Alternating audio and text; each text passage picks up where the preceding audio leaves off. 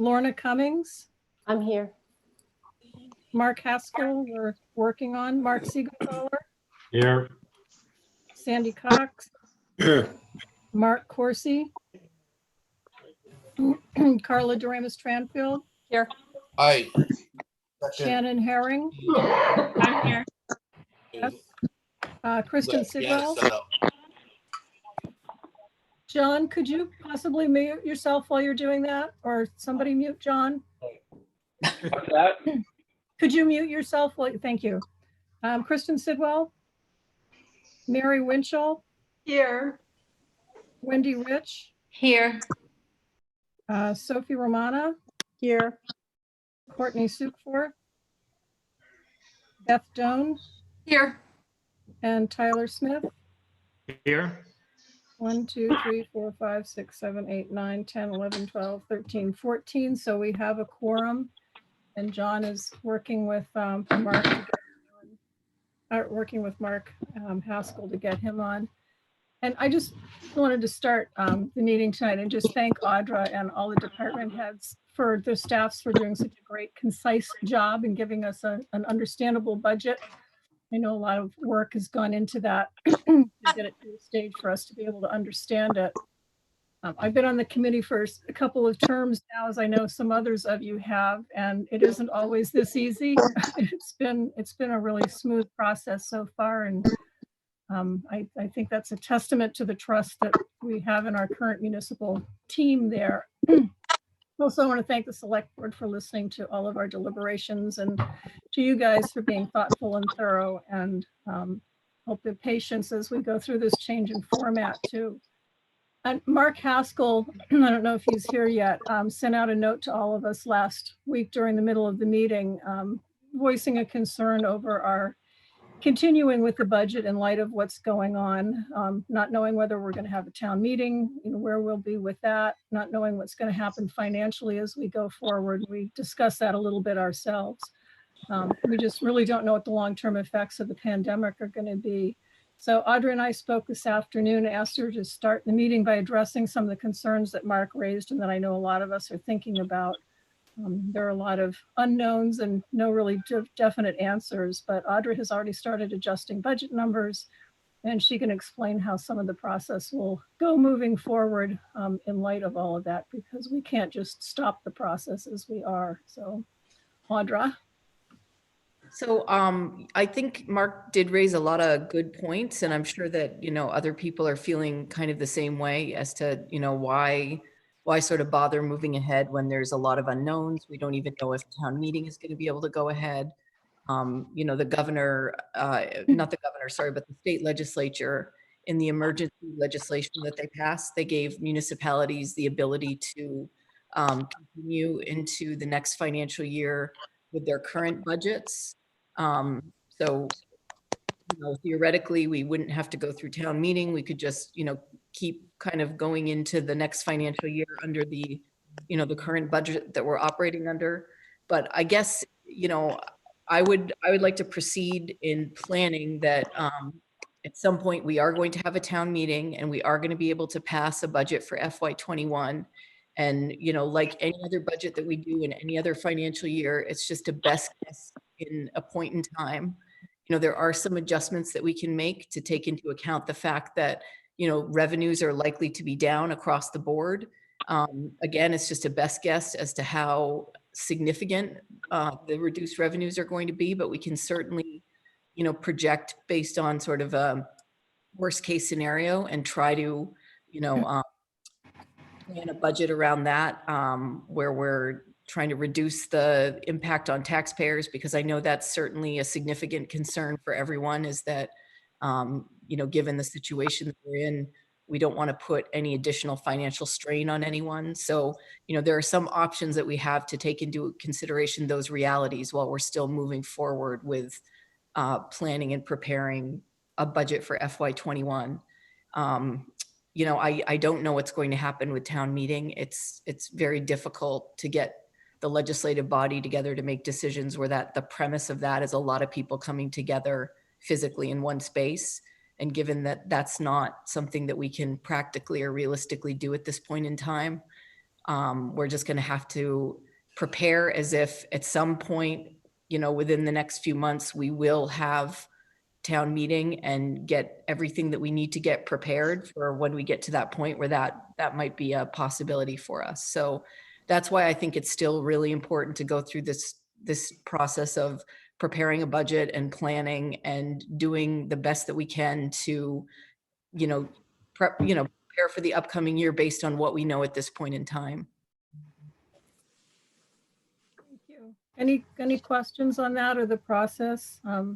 It again goes from us, and there's time between us and the select board getting the budget, and then moving forward from there. So anybody else have questions for Audra on that? No. Okay, I just want to go through this one more time and see if anybody else has joined us that wasn't here. Jim Hurd, Drew Lyman, Mark Haskell. Has Mark shown up yet? Mark's still having a hard time He's still, okay. connecting. Yeah. Mark Kersey, Kristen Sidwell. Did I see you on there? Yes, you're here. Courtney Sukeforth. Oh, okay.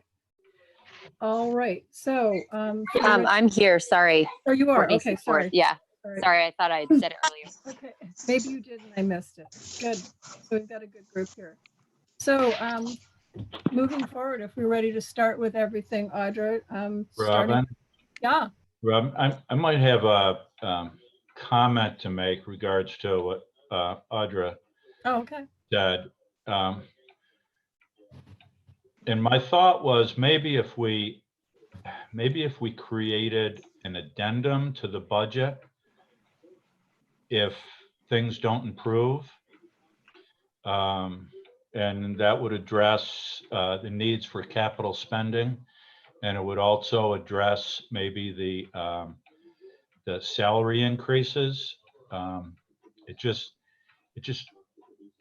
doesn't seem right to increase salaries across the board with so many people losing their jobs and out of work right now. Mm-hmm. Do you have any thoughts on that? Yeah, I mean, there's a number of different options for how we might. I mean, another thing to we've talked about this a little, but we do have a very healthy unassigned fund balance. So I would be completely comfortable. We readjust the revenue figures to kind of take into account the fact that revenues are going to be down, and we use significantly more of our unassigned fund balance because really that funding is there for times like this when things are at a point where we don't necessarily want to see services impacted, but we don't want to have an impact on taxpayers at the same time. So that would be an option as well. Is there any concern that, this could go beyond the next fiscal year if we do head towards a recession or something, where if we spent those capital funds, then what would happen the following years? And there's also the concern around health insurance costs possibly going up. There's just so many unknowns. There is a lot of unknown, but I'd say that, probably this time next year, we're going to have a much better idea of what we're facing than right now. So, we will have that's, I think, a good time to talk about some of the bigger, harder decisions. Right now, we do have that comfort of having, a buffer that we can use to kind of reduce the impact on people for this coming financial year. Okay. And I kind of like Mark's idea that, it doesn't seem justified to raise salaries when other people are being laid off, or, retirees, their investments have been impacted and they don't have the same income at all. Audra was pointing out earlier this afternoon too. Between she and the select board, they have the capability and to move forward as the course of the year goes on. When we start knowing if we're going to be short, if things are going to be impacted, that they can make adjustments as they go along for what they know is the real time. I think it's a difficult thing for us in the middle of the budget to suddenly change the way we're looking at it without going back to the beginning, so that we have a we look at it the same way throughout the whole budget. Robin, this is Bob. May I? Yeah, I want to just reinforce what Audra has said. And certainly, beyond your great comments, all of you, there are numerous ones that I've received from many, many people. They all play. As Audra said, and I want to restate, this is a very fluid situation. And Audra's decision to proceed with the budget at this point is probably the most prudent because being fluid, we could decide not to increase salaries. We could decide to delay projects. We could decide to use the funds we have. But until we have a feeling for where this is going, we have to kind of move as if nothing's changed for the moment.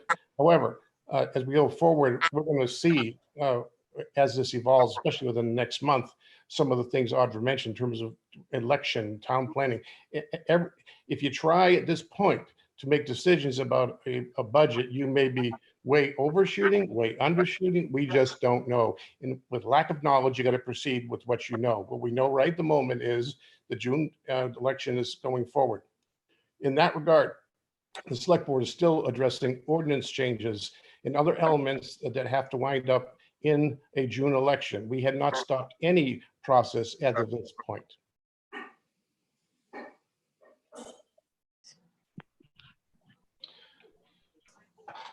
Judy, do you have some? No, okay. Can I interject here? Robin? Yeah, go ahead. My thoughts there is, I mean, Bob is right. I mean, but what we do know right now is that there are a lot of people out of work right now. And to just across the board increase salaries as this budget does, I might suggest that we just put just a wage freeze across the board on the budget. So everything that has been approved, we look at the wage lines and freeze them to last year's. And I mean, we can do that for most departments, but we cannot do that for the police department because it's in a union contract that they're going to get wage increases. So that's non-negotiable. Okay. We have in the past, in prior years, gone through, finished the budget to which we're suggesting doing here, and then gone back and looked at it and seen where we think that there are places where we can cut back. There's feedback going on somewhere here. At the end, go back and say, okay, this is what we've come up with, but there are also these areas, whether it's a capital expenditure or, and make recommendations to the select board moving forward, which is a review process of what we go through.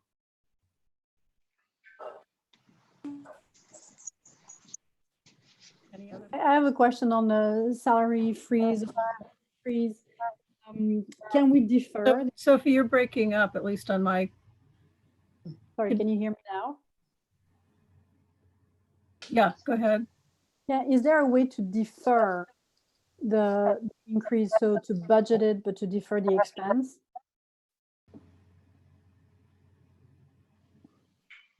Audra? I mean, there's a way to do it, but it really wouldn't, I guess it wouldn't have the impact that you're looking for of, reducing or sort of leveling taxes or the impact on taxes. Robin, Yes. Yeah, Mark? John. Oh, sorry, I thought Mark was raising his hand up in that corner. I did as well. Why don't we let John go first and then I'll speak? Go ahead. Well, the first thing is, even if we don't have a town meeting, we fall back on last year's numbers, correct, Audra? Audra? Yes. So if we don't get a town meeting by June, we fall back on last year's numbers until we can have a town meeting further on in the year, correct? Yes. And as I said the last meeting, I think the select board has to make the decisions going forward after this budget, if it's approved, to prioritize spending until we know where we're going. And I think they're the ones to do it this case. That is I correct, don't John. know if anybody agrees or not, but that's, Hang on one second, Mark. Can I ask everybody to mute themselves hear if they're me? not actively speaking? There's a lot of feedback and background noise going on in somewhere, and I think it'll help under hearing people. Okay, Mark Ratner, you had something? Yes, Audra, is this the last scheduled budget meeting tonight? I think what's going to happen at this point, we don't know what's going to happen. We don't know how, although we can estimate it's going to get worse before it gets better. I think that's something that's pretty realistic. I think that we're going to need to do what we're going to need to do as a select board is look at the situation as things develop and make adjustments as case may be. It may be a good idea for us to come up with alternatives regarding salaries, regarding projects, regarding everything else, so that we have options in front of us and we have to adapt as the case may be. It's going to have, the select board is going to have to take this real seriously and move forward, doing the best they can for everybody.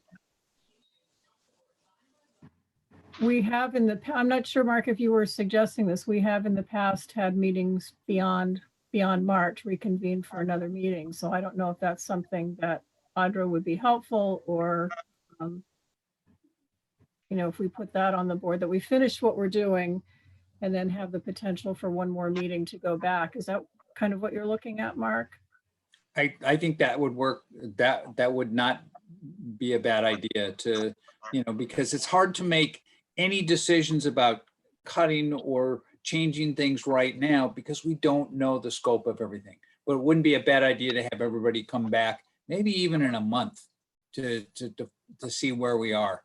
And then the select board will have to make those decisions as well. We'll be meeting, on our regular schedule, of course, so we can adapt as case may be. And I think there's going to need to be some adjustments made. Audra, what are your thoughts? I mean, we're still trying to hit deadlines as if town meeting is going to go ahead when it's scheduled to go ahead. So I would say that maybe a month is too late, but inviting the budget committee to the meeting that's scheduled, the select board is going to schedule at their meeting on Tuesday to deliberate over the budget. I think that would be probably a good time for everybody to get together and talk about, the final version that you want printed as part of the warrant. Is that this coming Tuesday?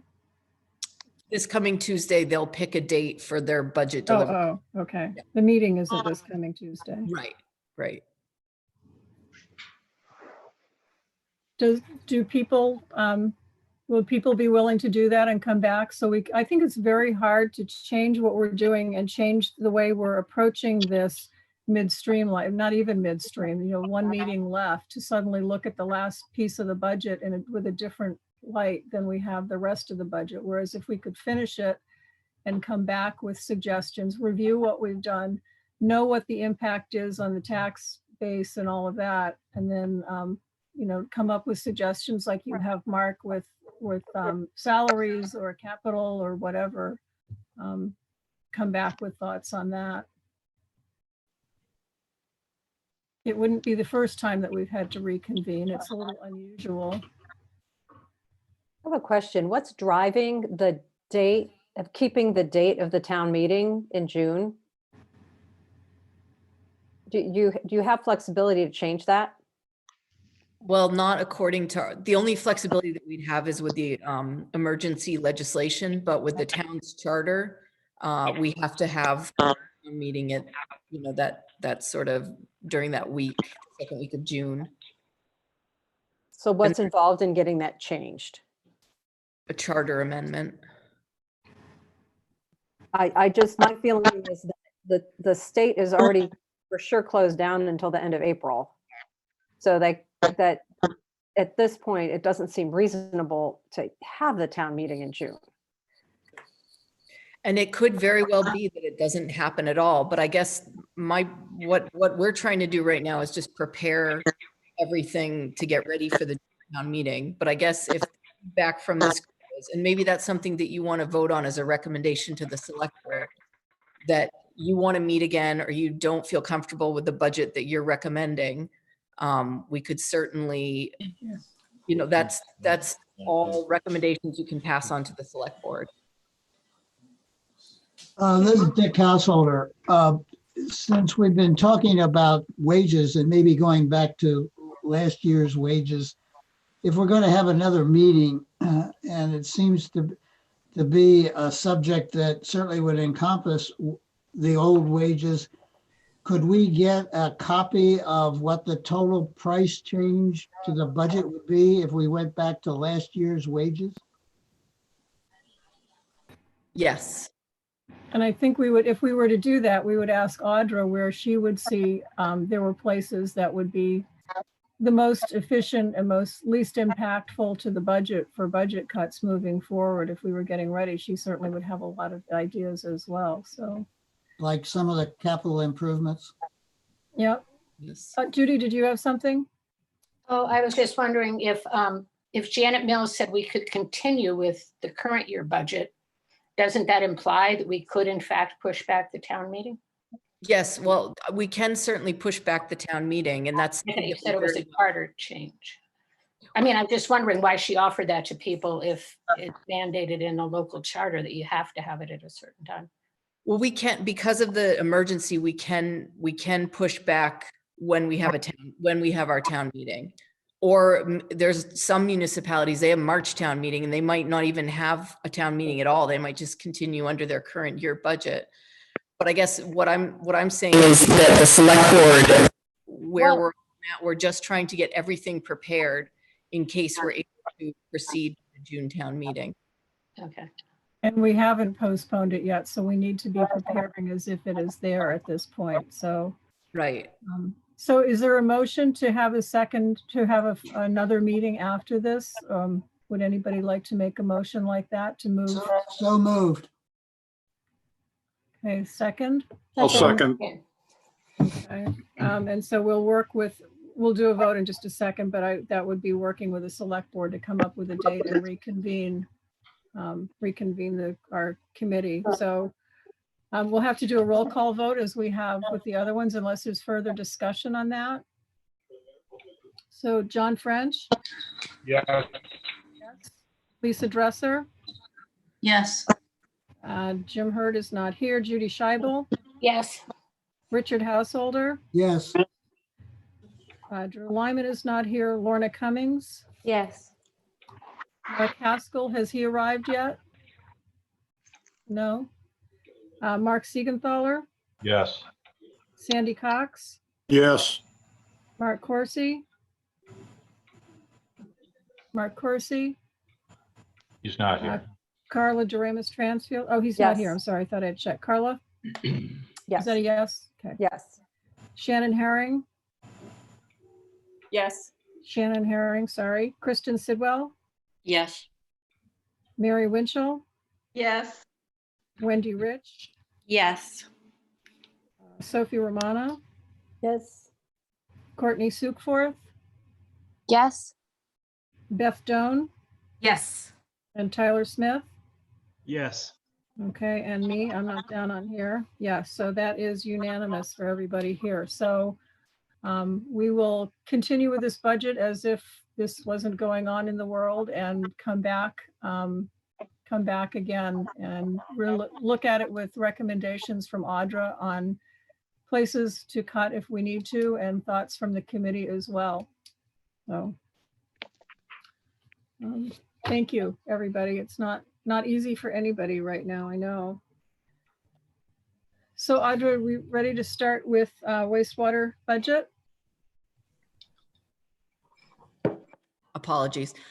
Yes, so wastewater, much like the snowball budget, is the budget committee doesn't provide a formal recommendation. It's your advisory. So, certainly if you want to take a straw poll, any comments or, informal recommendations you'd like to provide to the select board, it's all more than welcome. So I'm going to turn this over to Dave Bolstrich, who's our wastewater superintendent, and he can present the budget for you. And again, if we can all mute ourselves, I'm not sure where all that feedback is coming from, but that would be great while he's speaking. And we'll work as we did last week as well, waiting for questions until the end. That would be great. Thank you.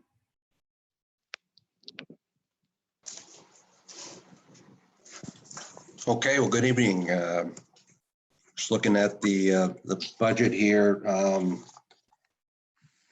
If you're looking at the first page, the administration, I think that, you know, if you have any questions, chime right in. You notice on the first line, we've talked about the increase in salaries. So I don't know, do we want to get into that anymore, or we're going to defer that down the road, or? We did have a question. I know somebody had posted a question earlier asking for more information on that, Dave. So probably a good idea to go into that a little bit at this point. Okay, and I have to admit, this is Jody's number that she's given me based on those raises. Is Jody, are you out there, Jody? I'm out here, Dave. There you are. Do you want to kind of explain that to everybody? Sure. Just like the we've entered into a 3-phase wage classification, and Audra had talked in detail about that when it came to the Public Works Department. It was basically we were moving the employees up a grade and possible step, but definitely up a grade. And we've included the wastewater department in this phase 1 reclassification. So we have taken all 6 employees for the wastewater and have raised them 1 step to, but not a grade. So for example, the wastewater superintendent would go from a step 19 to a step 20. So that's what has brought on the increase to the full-time wages. You'll see there's also an increase for health insurance. We've applied the same 5% estimated increase for health insurance for the first half of 2021.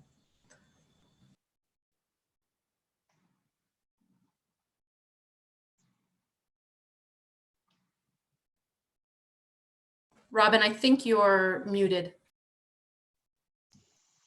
I was asking Audra or Dave, do you have something else you'd like to point out on that page before we open it up for questions? No, you know, these are pretty well set, you know, insurances and by the insurance company. But, you know, if there's somebody that wants to, has any questions, now's the time to do it. But otherwise, you know, these, oh, I heard somebody. John French. That's me. Robin? Yes. Question. Why the step increases? Is there a bunch of job descriptions changes, or what happened to change so many steps? Or not steps, but yeah, steps. Somebody got answer? Hello? Jody, did you hear that? No, I'm not. I think the question was what instigated or what is the reason for the raises in step Can you hear me, Robin? or increase? Yes, I can hear you. No.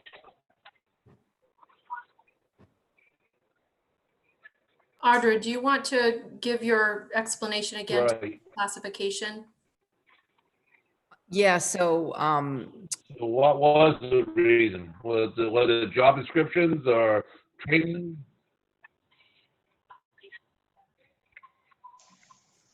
Did you make that out, Audra? I did, yeah. Yeah, okay. So this was part of a multi-year plan to look across the entire organization and just try to, you know, make sure that the step and grades of, I didn't hear a word. They cut out. I think that John's is having problems with his internet connection.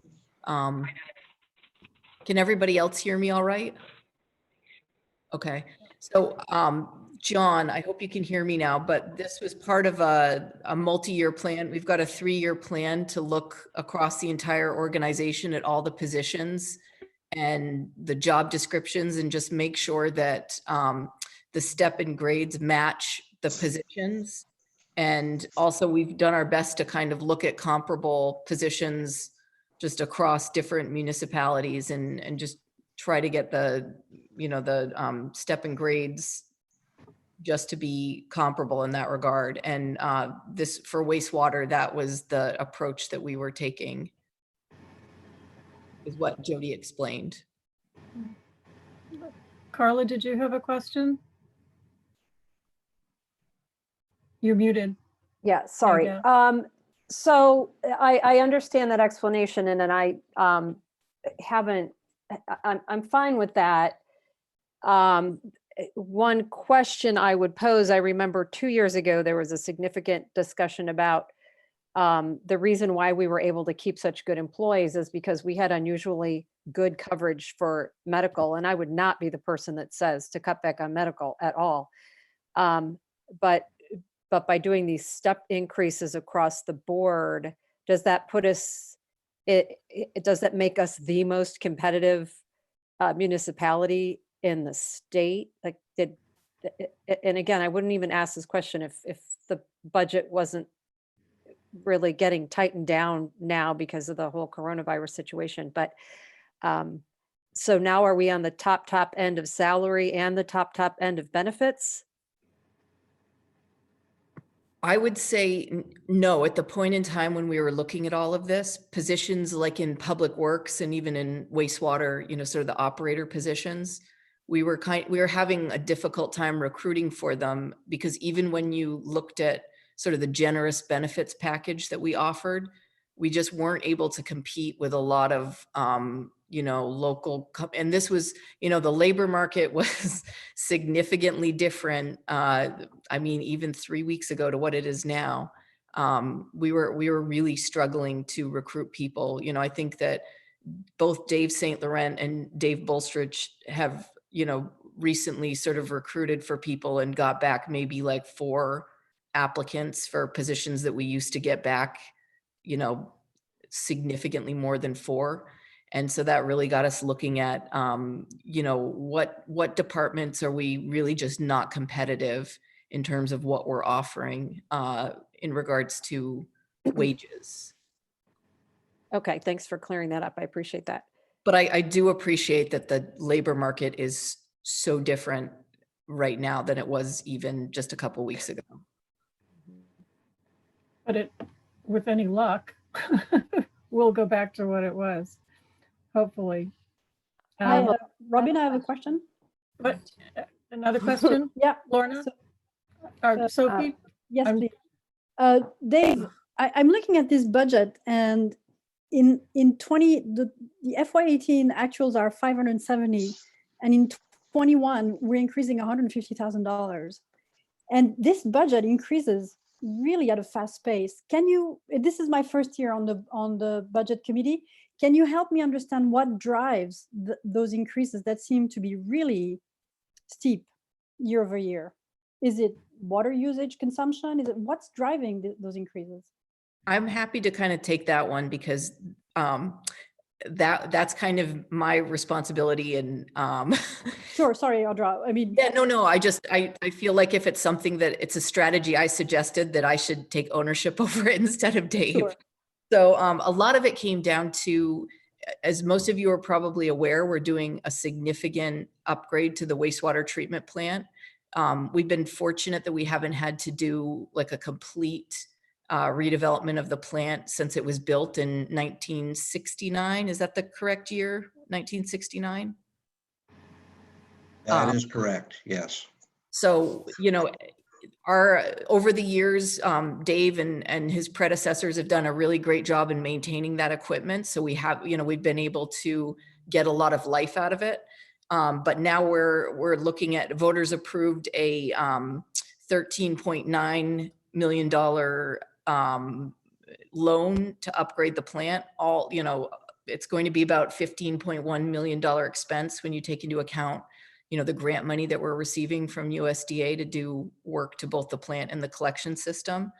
And, you know, it was determined that the best way to minimize the impact on the wastewater customers so that they're not feeling like, you know, one huge sort of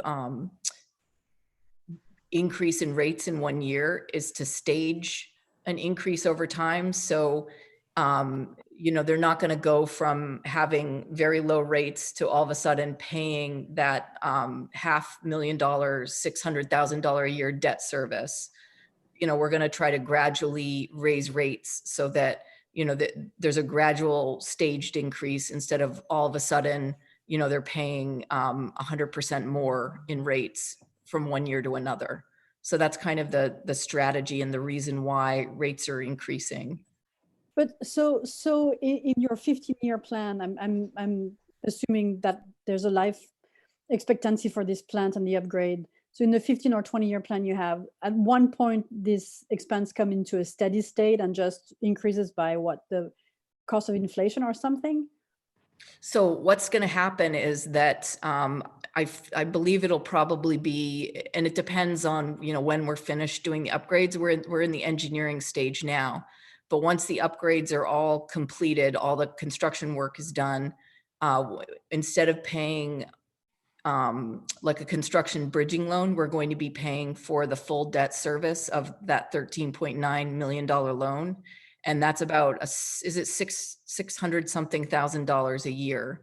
And that's when that'll be a stable number over a 30-year period. So we're, you know, between now and when we have that debt service coming online, we're trying to raise rates gradually so that it isn't, you know, just a huge increase in 1 year over another. It's something that ramps up gradually to, you know, so we increased that that reserve line by 100,000 last year, 200,000 this year. Next year it'll likely be 300,000, and so on and so forth until instead we're paying debt service, and we can also use some of that reserve money to buffer that impact within those first few years as well. So that's kind of the idea there. And one last question, if I may. The rate, the price we're paying for wastewater is based on how much we draw into our properties, right? Not effectively what we put back in the sewage system. Yeah, that's correct. There is a minimum charge, however. And I'm just curious, is this best practice? Yeah, this is very typical of wastewater treatment plants, yes. Thank you. Where's the Lorna, revenue? can you hang on a second? I think Lorna was next. Lorna, did you Oh, have a sorry. question? You're muted. Sorry. Yeah, I think maybe Audra answered the question, but I'm not 100% sure I understand. Like lines that went up, like overtime, legal fees went to 3,000 when they had been 500. Things like that are just like little increases that will add up to making that buffer zone that you were talking about, or no? No, really the line that you need to be looking at, and I'm sorry, I don't have it up on my screen because I'm broadcasting from my laptop, but the line that that would be of most interest to all of you in regards to trying to, you know, create that gradual increase in rates would be it's under the capital reserves. And I believe it's called something like wastewater treatment plant upgrades. Is that correct? Do I have the name of that line? It's on page 5. On page 5.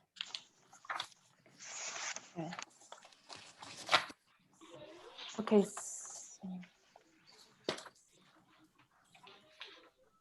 That's where it's going from 30 to 60. It's going from 100 to 200,000. They're capital reserves. Yep, capital reserves, and it's called. It's the line before last. Yeah, for the it's pump station reserve, and it's going from 120 in FY20 to 200 in FY21. yes. Then may I, if I can follow up, then what is increased? There's some things that are doubled on that first page of the wastewater administration. And I was wondering why, like legal fees went way up. Information technology. Technology did. Overtime went up significantly. You think Legal like fees that. specifically, and I think there's different reasons for all of them. So legal fees specifically, that was due to the I&I enforcement. So hopefully a lot of that will be recovered through, you know, if we have to take court action against, you know, people who are, fresh water into the sewer system, and we need to take them to court because they're, you know, non-compliant or whatever. We get reimbursed for a lot of that, but that's the specific reason around legal fees. I think that IT, we had increase, our provider, just they increased their hourly rate. And I think there were some workstations that also needed to be upgraded because they wouldn't be compliant with the Windows 10. And what was the other one, Lorna? Do you remember? So there was IT, there was legal, and then overtime. Overtime, there was a more bigger number there. Yeah, we did add staff. We added the engineering position a few years ago. So that's coloring these numbers too. You know, things like the salaries, the insurance. So that's going to be factored in as well. That's probably explains a lot of it, and the safety equipment and stuff that you need for another person. Right. Carla? Yeah, it looks to me when I look through your budget that your actuals are consistently lower than your budget numbers. It would be very helpful, since this budget is so much higher, FY20 versus FY21, to understand in some of these categories with major variances how you're trending so far this year. Because given the history of this budget, it's really hard to say if, let's just say office supplies, which is a very small one. It goes from an FY20 budget of $800 to an FY20 21 proposal of $900, but you've never spent more than $478 for office supplies. Now, that's a very small example, but it happens again and again in this budget. So if you could go through these line items and explain to us where the FY20 numbers are actually landing, that would help us understand if the FY21 proposals are necessary. Yeah, and when I, to pull these budgets together, I only have actuals until February. And so I'm looking at those numbers and I'm trying to prorate them for the coming year. Some examples of things that are over budget already through February are the advertising line, the dues and publications at 100%. Let's see, that is insurances. The public official liability insurance is over. Unemployment is over.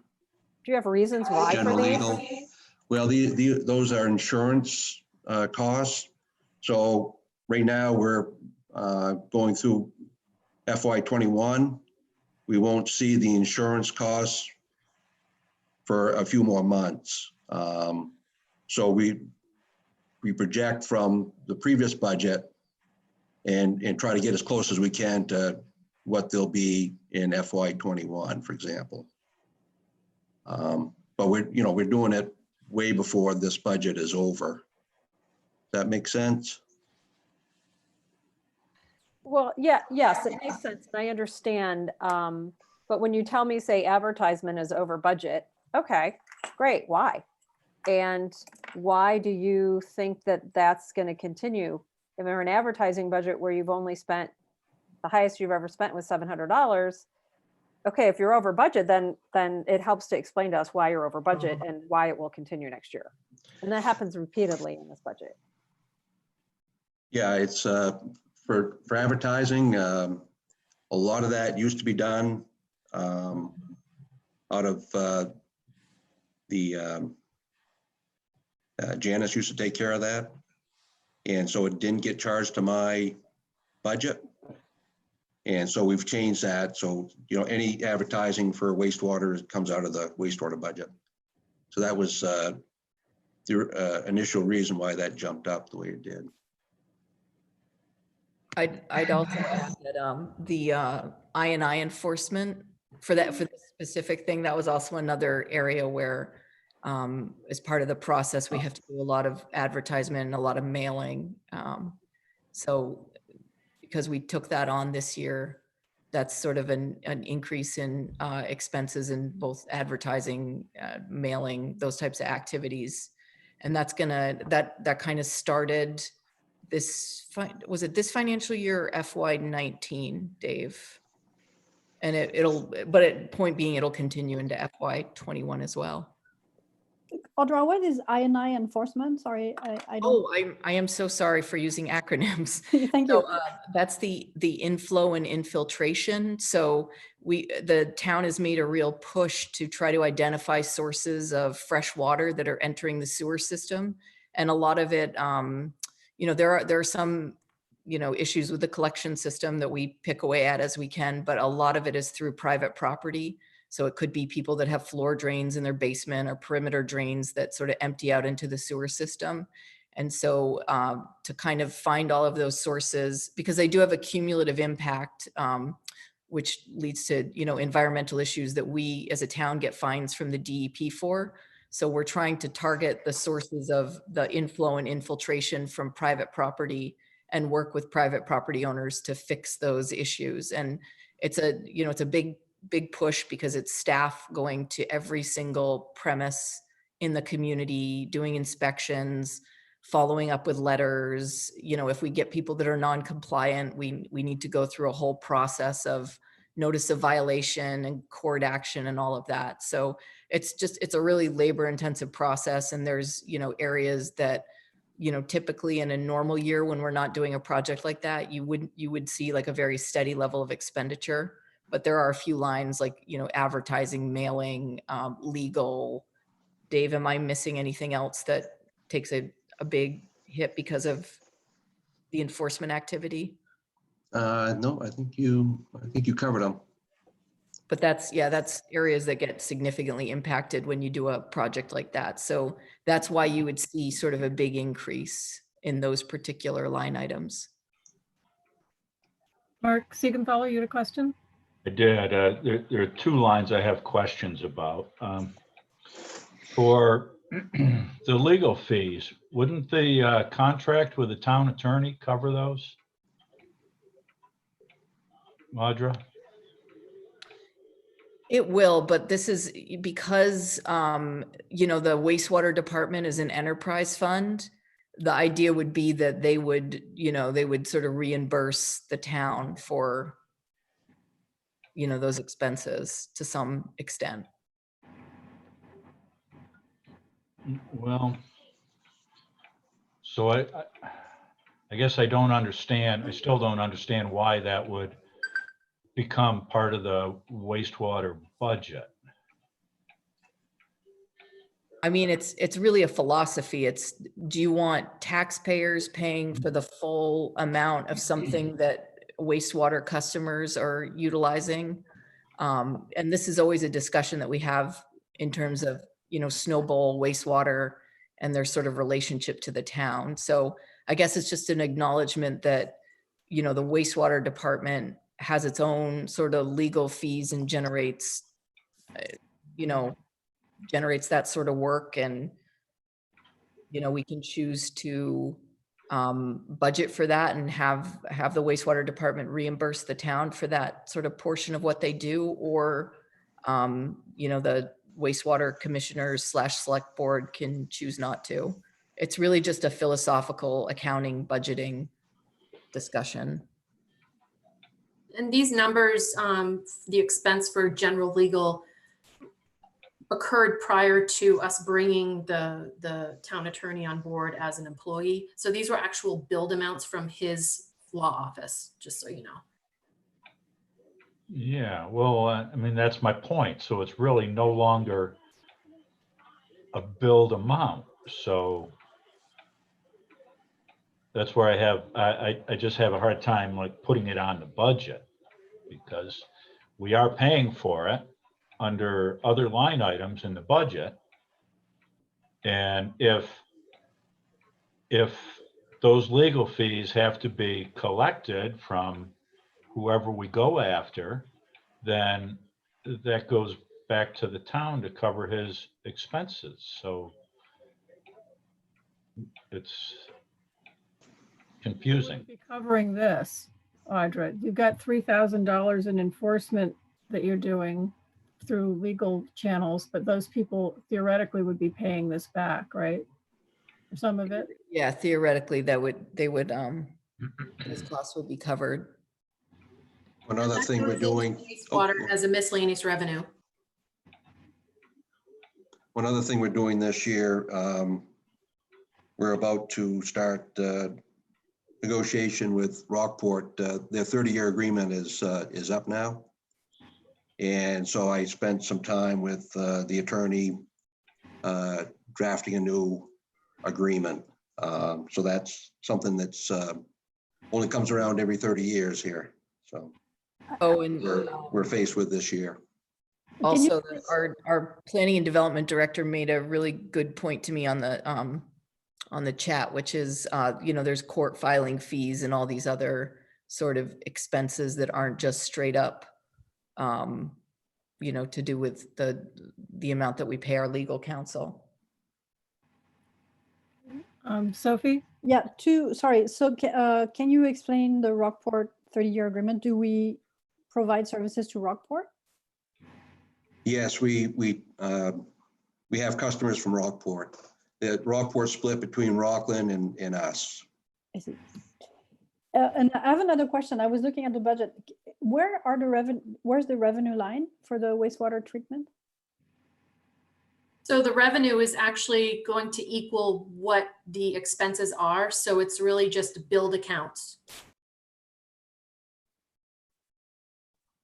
So the revenue, so this is a break even. Whatever the budget ends up being is what equals out to be what is billed to the wastewater customers. So the revenue will equal the expense. So what you're doing is you're building the expenses and then adjusting the rate you're charging the customers so that the customers cover the whole wastewater treatment plant. That's correct. So it's a user fee. So then what does happen when the actuals are so far beneath the actual budget, as Carla was mentioning earlier? If you look at FY18, it was 606 and actual was 570. FY19 was 618 and the actual was 602. Should be a lot of excess there at the end, a lot, but something. How does that fit into the next year's budget? So that just ends up as part of the sewer operation fund balance on our audit report, which includes also the reserves and whatnot. So is there a line item somewhere where we can see where that overage is? That balance? There's no line item. For June 30, 2019, we had a liabilities, deferred inflows, and fund balances of $1,031,000 for the sewer operation. Which was paid for by the users. So is that going into what you were talking about, Audra, for future use with the improvements? Yes, part of it. Are there any plans to add the number of people currently on town sewer? There are proposed streets that we could add. chose not to pursue those right now because of the expense of upgrading the treatment plant. And the last two pump stations we haven't upgraded, and of course the pipe across the harbor. You know, we'd have to spend quite a bit of upfront money in order to build the piping, to install the piping before we start getting revenue. So right now we're holding off on doing that, but that's those are things we can do in the future to pick up more customers and provide that service to a few more streets. Shannon, I think that question was from you 2 years ago. We had a tour of the facility and they had all the maps up. So I'm sure you could go take a look at that as well. Yeah, I was just interested because in my area in particular, I know that there are some streets around me directly that have sewer and some don't. And then I also noticed maybe it was in the 5-year plan for the town that something was mentioned about possibly adding some areas onto town sewer. So I just wanted to see where that was at. Mark Siegenthaler, you have a question? Yeah, the other question I had was pertaining to health insurance. I might have misunderstood. I think you said that it was a 5% increase. Is that correct? Because Say health insurance? on health insurance, because if it's a 5% increase, it should be $133,000 rather than $145,000. The 5% is applied to each person's plan that they choose. So the 5% is added to the actuals that we know, which we know what the rate is going to be for July 1 through December 31st of 2020. And then based on that, we apply a 5% increase. Okay, so the 127,000 should be, there should be a 5% increase on that. 5% on top of that would be 133,000. We've had staff changeovers who have chosen different plans from last year, which changes the amount that it would increase when you apply the 5%.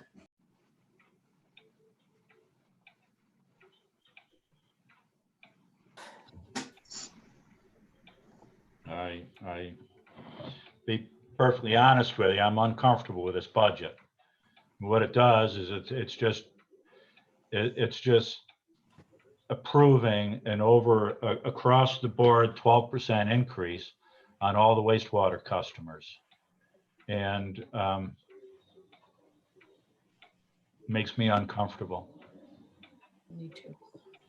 Well, I would say that either we do this now and it's 12%, or if we go back to sort of not increasing the wastewater budget and holding the line, everybody's going to get like a 50% increase when that plan is done. And I think that's going to be way more shocking and hard for people than if we start increasing rates now at a more gradual level. Well, my point is that these numbers here are operating expenses.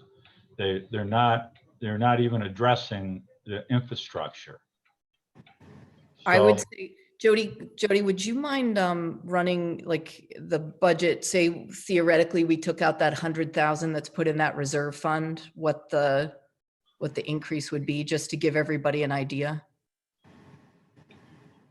Right, but I think what Mark's talking about is right now we're just looking at the 6001 wastewater admin, and it's got a nearly $100,000 increase from last year.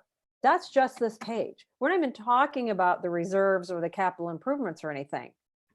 So I think we keep talking in big picture. I want to drill down and say, whoa, are these reasonable page by page, item by item? And I don't want to micromanage the wastewater treatment plant, but some of these numbers just don't make sense. And I understand not wanting to hit taxpayers with a huge bill after all these capital improvements are done. We're not even talking about that. We're right now just talking about wastewater administration and I personally am not able to understand why the numbers are so large. Okay, Judy, do you have a And question? that's Yeah, my, as Mark, part can you of hear that, me? oh, me? Yeah, Judy, As part of that, I just was curious with the wages and the step increase for the 6 people, what is the percentage for those step increases? How, I mean, it's $40,000 for 6 people. So what is the percentage increase for each step? Is that a 3% increase in their wages, a 5%? Like, what is that typically? If each step increases 3% on It's- our step and wage plan. Okay, and then as far as health insurance, people, there's not a set, like for teachers, like there's certain ones plan, you don't have a lot of choice sometimes about what plan you're offered. You're either offered the family plan, or if you're something else, you're offered just single coverage and you pay the difference if it's family. Like, I wasn't clear on how the health, you said people had a choice as far as their health insurance? We offer 3 different choice plans. Uh-huh.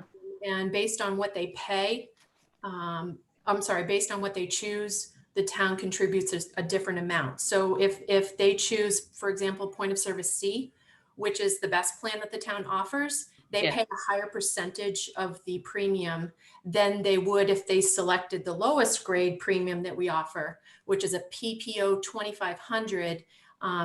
That's covered at 100%.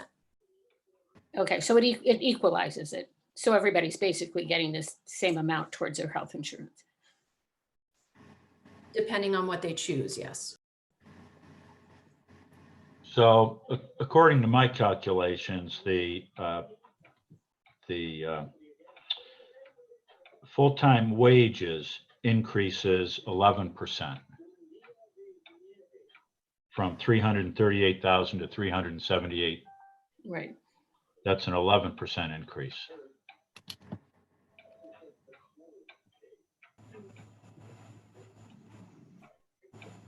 You also have to take into account, again, we have the 53rd pay period.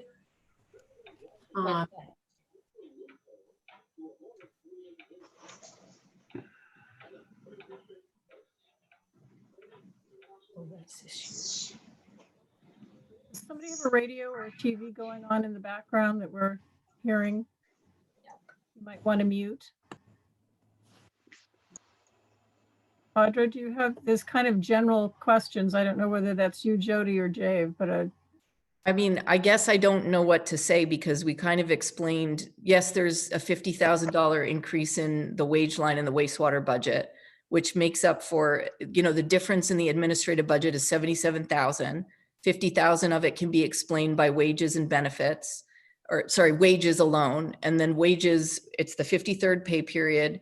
It's the changes to the step and grade plan that we talked about that make up for that. And I guess if everybody wants to see a breakdown of the numbers, Jody does spreadsheets of every single department to calculate what the difference is going to be. So I guess if you really want to dig into the numbers, we could share that with you. But I mean, that's why it's a $50,000 difference.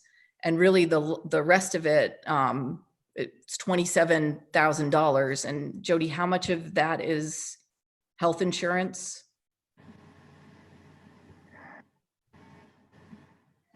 For the increase? Yeah. Looks like 18,000 to me.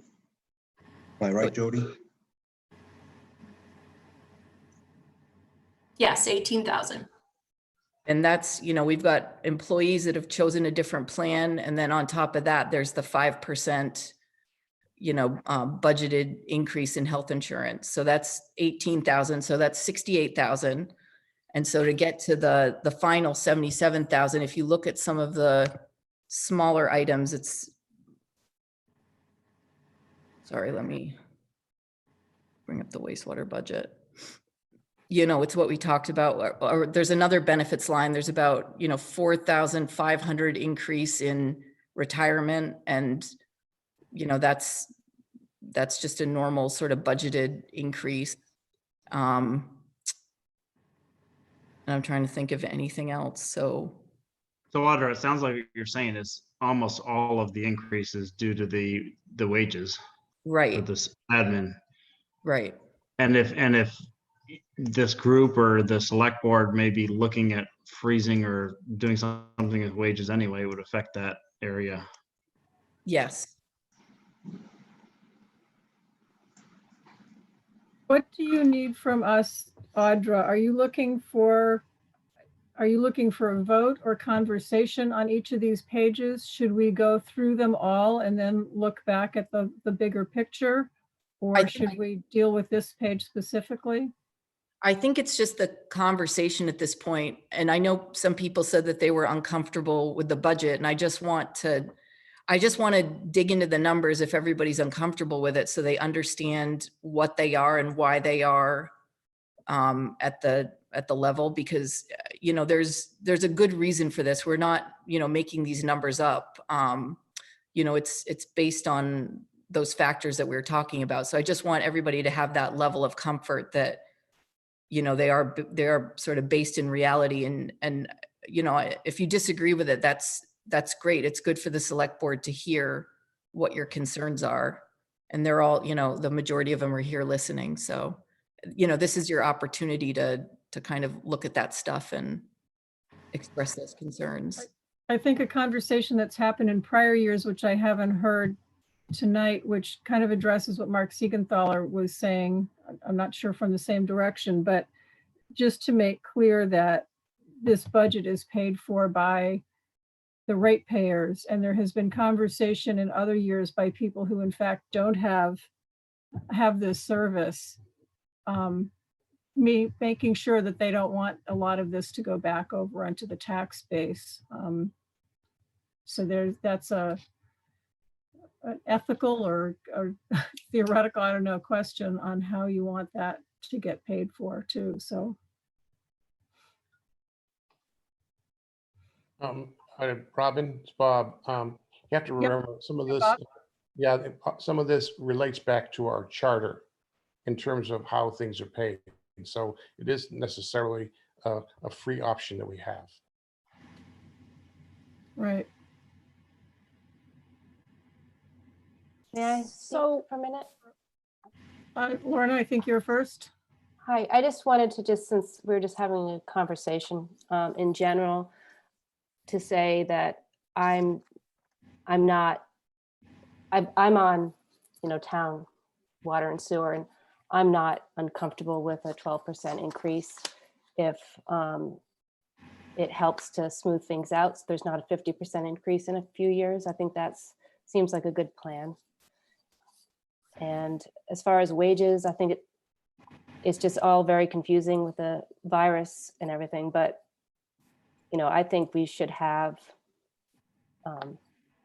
wages that are appropriate for the position and other towns and what they're doing and things like that. And I know a lot of work has gone into that. And I think that's great. And I'm supportive of doing what we can given the situation with the economy. How much of this budget actually goes to Rockport for their ratepayers? Rockport has 11.7% share in the bond payments that we have for wastewater.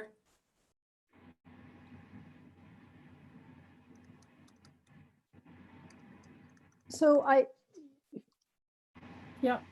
if I may, so I understand the improvements. For me, it's always hard when I'm being told you either pay 12% now or 50% later. And I would like to really understand, and maybe it's a document that Audra and Jody and Dave can share with the rest of us. What is the 10-year or 15-year plan? Because those increases are going to keep coming up every year. Every year, the base, the user fee rate is going to go up. There's going to be, it will never come to a steady state. So I'd like to understand the model you've used to come to the conclusion that we're going to step those increases, and so for how long, and instead of being faced with a 50% increase. I think that would help my understanding, trying to get a bigger, longer term picture of how we're handling the wastewater treatment plant budget. So we can certainly, you know, give you, you know, like an Excel spreadsheet showing what it'll roughly look like. But I guess, you know, it's pretty easy to explain because it's only, you know, I think it's a 5-year project. And so at the end, and we're probably about a year into a 5-year project. And at the end of that 5 years is when, you know, the full amount of that debt service is going to come due. So that full 600, I mean, let's just say $650,000 payment. And so the idea is that if we keep, you know, kind of upping that reserve, you know, we knew that this was going to start last year before the project started. So, you know, we put that 100,000, we budgeted in that $100,000, and that was an 8% increase. This year we're doing the 200,000. And, you know, by the end of the 5-year period, we'll be paying the debt service. So that's kind of the idea. And I can show you how that looks, and we'll do a spreadsheet. That makes I it would easy. love to. I would just love to see that. I just, you know, I'd like to understand how and I totally trust the decisions that are being made. But again, I feel uncomfortable being told you either pay 12% now or 50% later. I'd just like to understand how those things are discussed and modeled. And I do appreciate the care you're taking into stepping up those increases. What I'm saying is that this is going to increase forever anyway, regardless of the upgrade we're doing. So yeah, and I guess just the idea is that we didn't want to have like this huge shock where everybody went from paying, you know, just sort of rates as they normally are to all of a sudden you're paying for this $650,000 debt service. And, you know, it just seems easier to gradually increase it to, you know, to get to that level as opposed to, you know, nothing. And then all of a sudden we have all that debt service come due in 1 year. And so that's the idea. And yes, it will level off because we will be paying that debt service over a 30-year period. But I think that one thing to consider is Camden, we've been really fortunate. We've had incredibly low rates if you compare us to, you know, most communities with wastewater treatment plants across the state of Maine, like significantly lower. We pay probably about half to a third of what other communities pay. And so, you know, this is really recognizing the reality of what, you know, these plants cost to operate, maintain, and then upgrade over the years. So it's always uncomfortable to pay more than you're accustomed to in the past, but it's just sort of the reality that we have to do a major capital improvement, and it's expensive and it's going to have an impact. I appreciate your answer, Audra. Thank you so much, because I always get an earful from friends around who know I'm on the budget committee and ask me about the wastewater and how unfair it is that they have to pay on what they used to water their gardens. So I appreciate it. Over. And I guess, you know, another point, we've never really, there's been no real incentive to conserve water. But I guess if there is one, it's kind of this situation we're facing now. Mark Ratner, you have something? May I say something? Oh, Okay. sorry, this is Courtney. Yep. But if he needed to go first, that's fine. Go ahead, Courtney.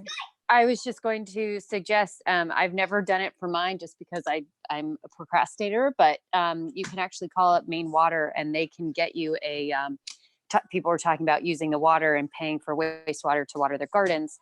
There's an actual counter that they will come and you give it to them quarterly, and you can hook it up to all of your outdoor hoses and they will take that off of your wastewater bill. I don't know if anybody's ever done that or not, but that's something that gardeners can do. Thank you. Mark Ratner?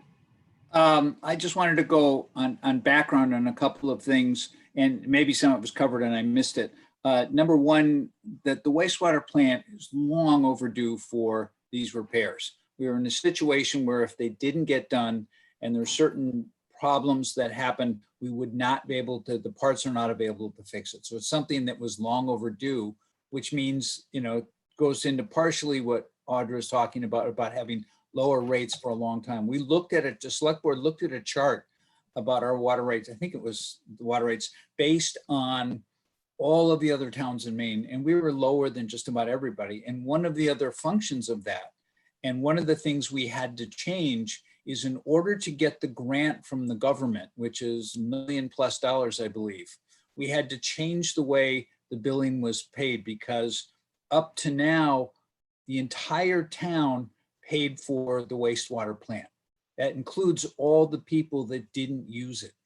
And, you know, I'm not on the wastewater plant. I have no problem paying taxes. For me, it's like paying for schools. But the government would not issue the $1 million+ grant unless the only people paying for the wastewater plant were the people that used it. And it's a tough decision to make that decision, but that saved us, Audrey, you can give us the figure, $1 million+. I don't know what that was, It was which is 1.4 long-term will save money everywhere.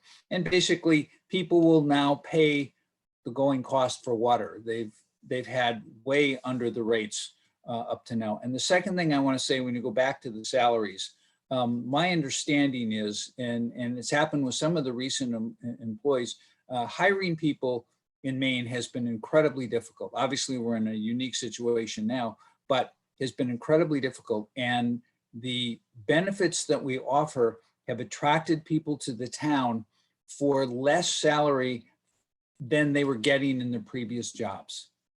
And that's something to be aware of. We've actually, our salaries are not the top of the state, but because the benefits are good, people have made the decision to come for the benefits, not the salary. And you should understand that's where we've had some great success in getting the great people we have.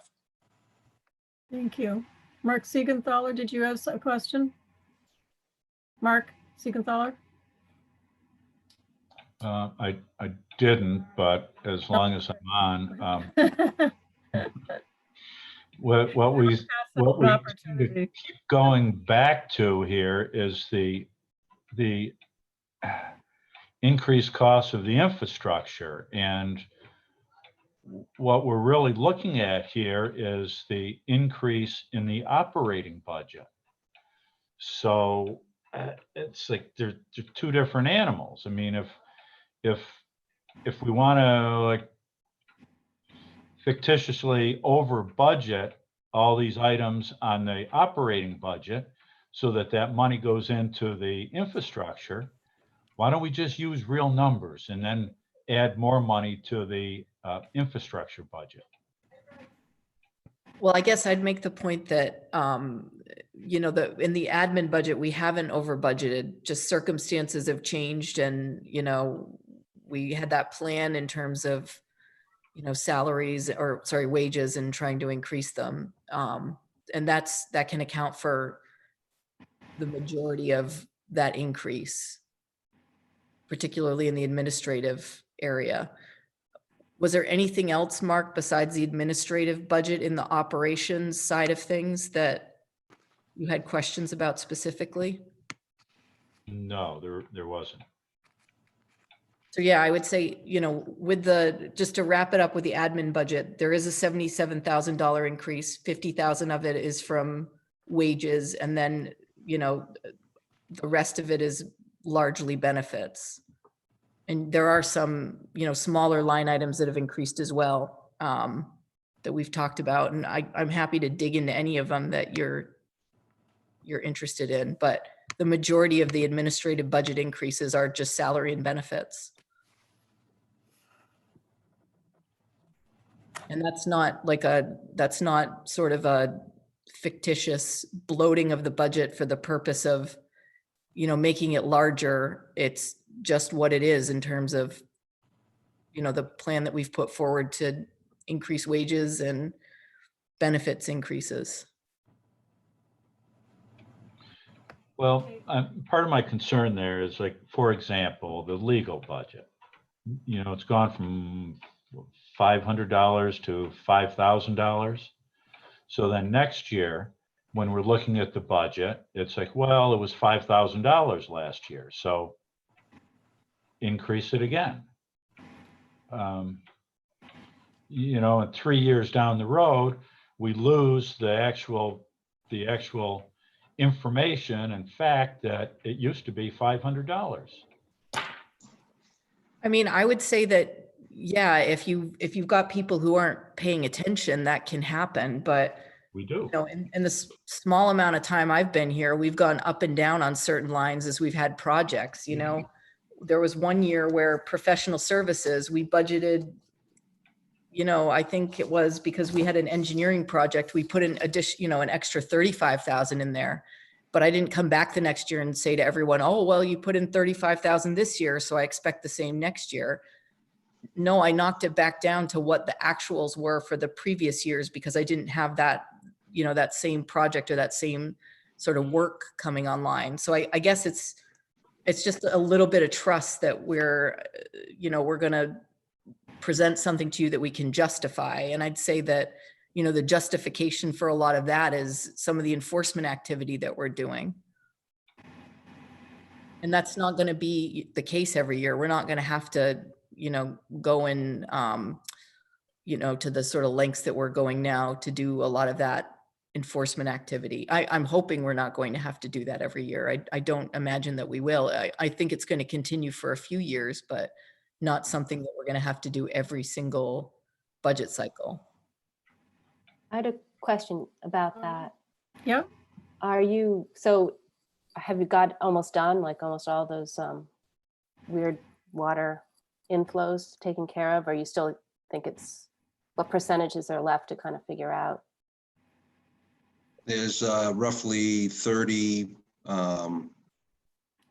illegal connections still in the system. So we're in the final phases of getting those cleaned up. I'm hoping those are cleaned up this coming summer through the fall. We got notices out early so that people could line up contractors. Because once if you wait until summer, it's too late. The contracts are going to be tied up right through the fall, and some of this work can't be done in the winter. Right now, DEP is talking about potentially giving us a notice. They've given us notice of violations, and there's a chance that they may give us a consent decree where they take us to court. We've got to follow a court order in order to fix the inflow and infiltration problems. And I'm kind of trying to avoid that because now you've got a date set in time. So if you don't make that date, you're back in court again. I'd like to keep some flexibility as we go along. So, that's another thing that trying to make happen right now. Okay, thank you. One more, Carla? Yep. Yeah, so just to be clear, what I'm understanding from Audra is that we will anticipate seeing for like the next 5 years increases in wastewater on the average of 12% per year for 5 years, and then it levels off. It doesn't go back down, it just stays at that level. And then part two of that question is, where's that 12% coming from? What I see in the budget on page 6 is that the total wastewater expenses 14.21% increase over FY20 budget. So I really understand where that 12% is coming from. 12% that you're referring to is just the administration budget portion. Right, but Audra was saying that over 5 years, we're going to increase the budget, the wastewater budget, so we don't have a big impact on the debt service. So what is that annual increase going to be to the ratepayer? And I probably shouldn't have said 12% because it does vary from year to year. What we're just trying to do is put money in that reserve account, gradually stepping up the level that we put in that account every year until we're getting close to what we'll be paying in debt service payments at the end of that 5-year period. So, I think last year we had, when we put that 100,000 in, we had an 8% increase overall. This year it's a 14%. Is it 14, Jody? Overall? Yes. And then next year,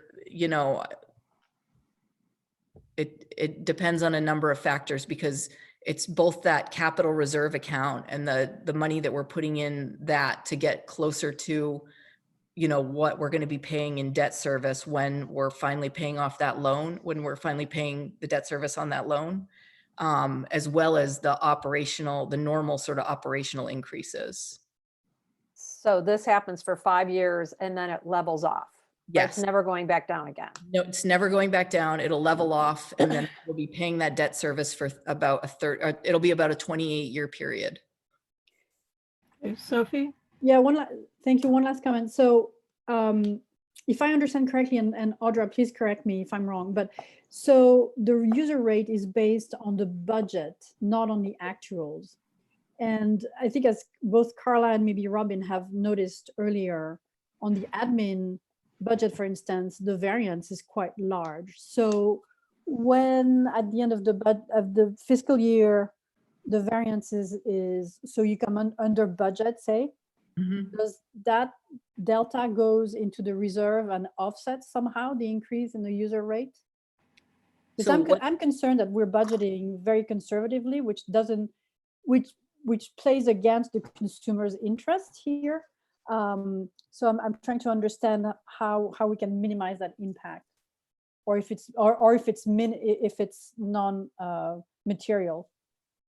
So what we'll be able to do, so say, you know, we have, we've underspent the budget, and then when we get back the audit and, you know, we have, say, $200,000, that's just easy numbers, that has been underspent, that money goes into the fund balance, what we've been calling it the unassigned fund balance, specifically for the wastewater treatment plant. And, you know, if we you know, fast forward, you know, 5 years from now, the debt service comes due, and we look at the budget and we say, okay, well, you know, we did our very best to try to buffer everybody against this impact by gradually stepping up the amount of money that we put away in that reserve account. But we want, you know, we feel that the impact is still going to be significant. We can use money from either the fund balance or that particular reserve account to further reduce the impact on ratepayers. Does that make sense to everyone?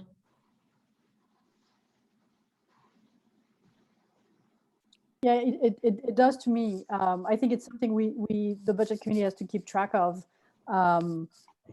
And I'm sure the select board does. So, but thank you. That's a really good explanation. Yeah, and that's, I mean, I feel that we're like, as users, we're being like, oh, I can budget conservatively, and then it goes into my reserve. Yay! But we're the ones who see the rate increase year over year, and we don't understand. You know, at one point in time, do we get the benefit of having? You know, I think it's all a matter of explaining the benefits of the model and the conservatively budgeting process that I see that you're using, and a matter of communicating to rate users. You know, this is not it's not a runaway train.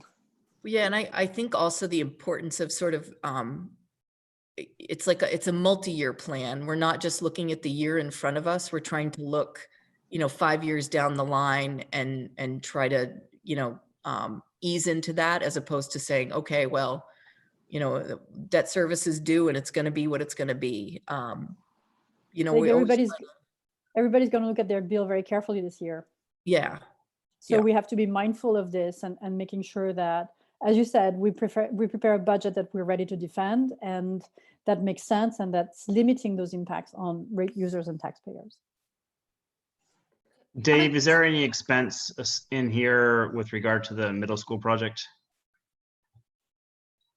No, nope. So all of their connection expenses are captured on their budget? Exactly, yes. Yeah, there's no charge to the wastewater users. So do we need to go through the rest of these pages? Can I ask just one more question? Yeah, Judy? Yeah, how much is in that unassigned fund balance right now? Like, is that on this chart somewhere, or am I missing something? You said there's, when the actuals when they're different than the budgeted amount, that it goes into some sort of reserve account. Like, do we already have an accumulated amount, and where would I see that here? Is it on the? I'm pulling that up on my computer. We have, bear with me one moment. Sure. To answer part of that while Jody's looking, that's a number that you'll see in the audit report.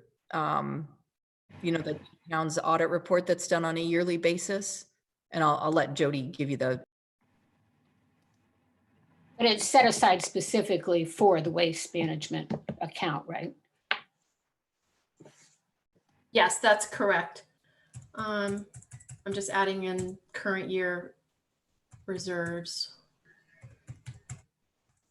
So part of that is the reserve balance, and we have 976,000 in reserve funds. Okay, for wastewater. Correct. Okay, thank you. And I'm sorry, how much is the capital improvement that we're talking about for the wastewater treatment plant? What's the total bill?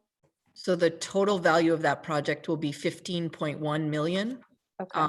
But 13.9 of it is a loan, and then the rest is a combination of grant money and the town of Rockport's contribution to that project. Okay, thank you.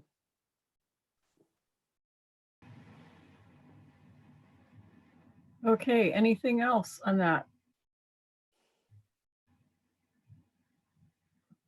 Roger, where would you like to go from here? Or Dave?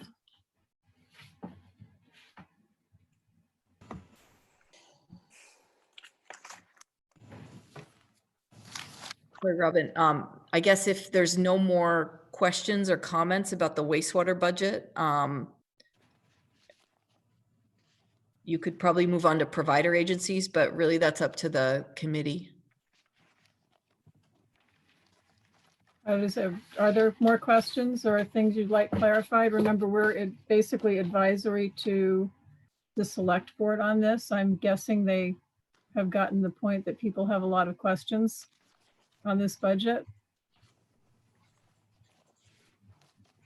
Do we have a motion to move on? I have one final question. Okay, what, Mark?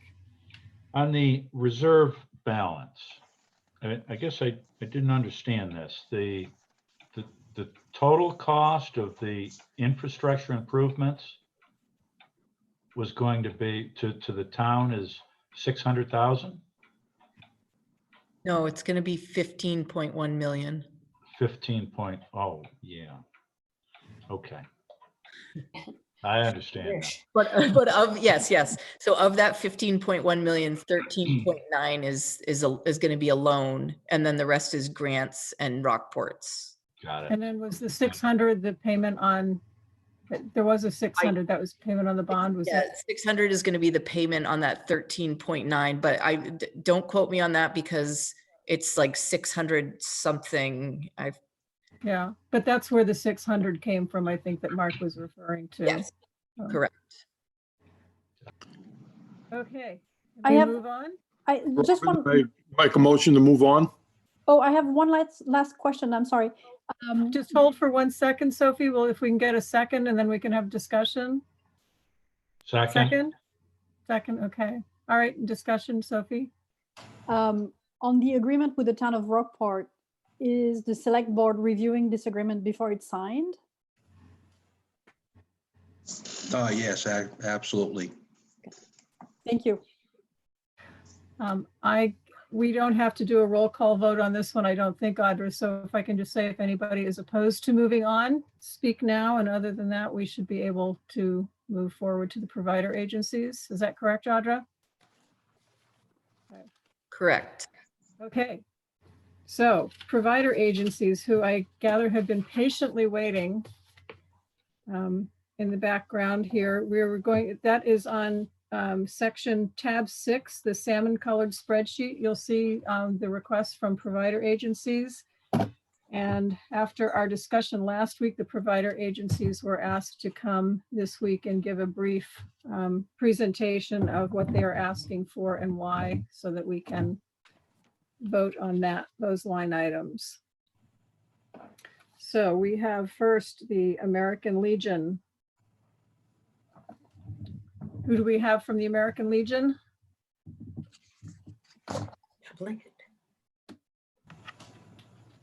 Do we have somebody from the American Legion here, Audra?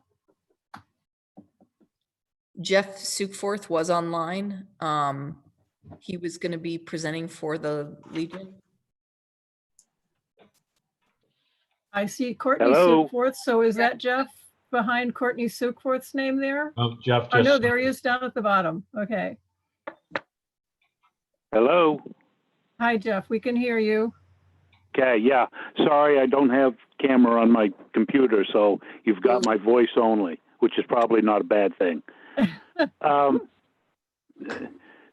this year, in fact, the American Legion is asking for $2,500. I'll be perfectly honest with you. We've probably spent half of that. No, that's not the way to do business. But I just picked up all the flags, markers, holders for use this year in the cemeteries, and that bill came to $1,100. No one knew, obviously, that the issues that we're having right now with the COVID-19 things. I mean, we've been able to maintain a lot of the things that we provide to the community. This year, we're also including a scholarship. We haven't had a scholarship from the Legion for many years. This year, we've decided to do it through the generosity of members. We've got 3 years set aside to pay that.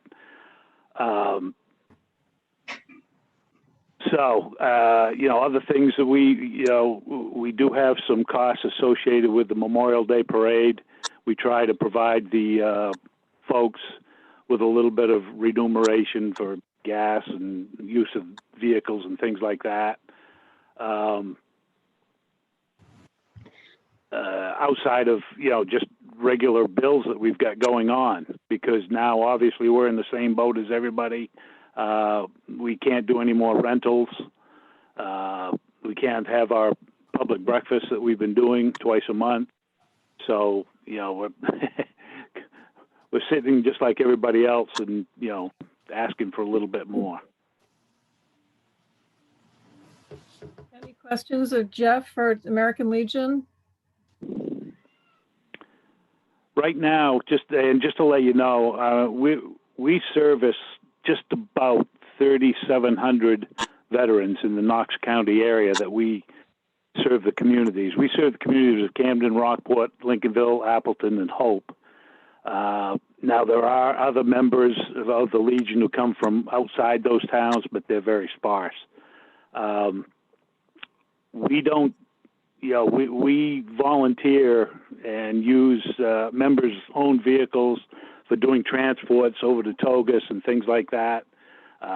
So again, some of that money we try to, if we can, give a little something to folks for gas. We've done some projects this year for some of our widows. We've put in a new set of steps for a lady up in Lincolnville. Did some wood, I believe, for another one. So just, some other things that we've done. Question from Mark Siegenthaler. yes. Are we going to vote on each one of these lines separately? I was going to ask that same question. Audra, how do you want to handle that? I think we should. No, that's what we usually do, rather than, especially where they're not the same as last year. So any questions, or does somebody have a motion? I'd like to make a motion to approve $2,500 for the American Legion. Second. Second. Any further discussion? I have a question. It's Yeah, Lorna? not really about the 2,500. That's fine, but I just was kind of confused when I was looking at the numbers for expenses. As I looked at the numbers for the 2019, and the bottom line number of 27,581 is just a lot higher than the last 2 years, and the numbers, the more itemized numbers, don't add up to that amount. So I was just a little confused about what was different that year, and I was curious about that.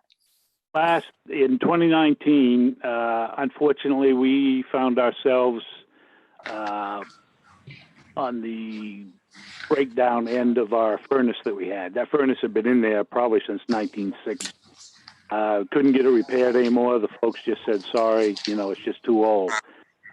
So that was an expense we weren't planning on, and we scraped together, I believe the whole system putting in was just around 14,000.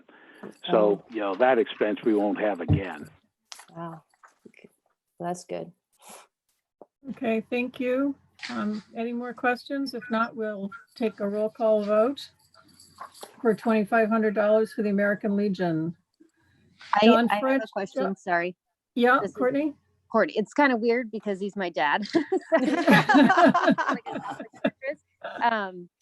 But I mean, because he's my dad, I do see everything that him and my mom and the community does on a regular basis for the community.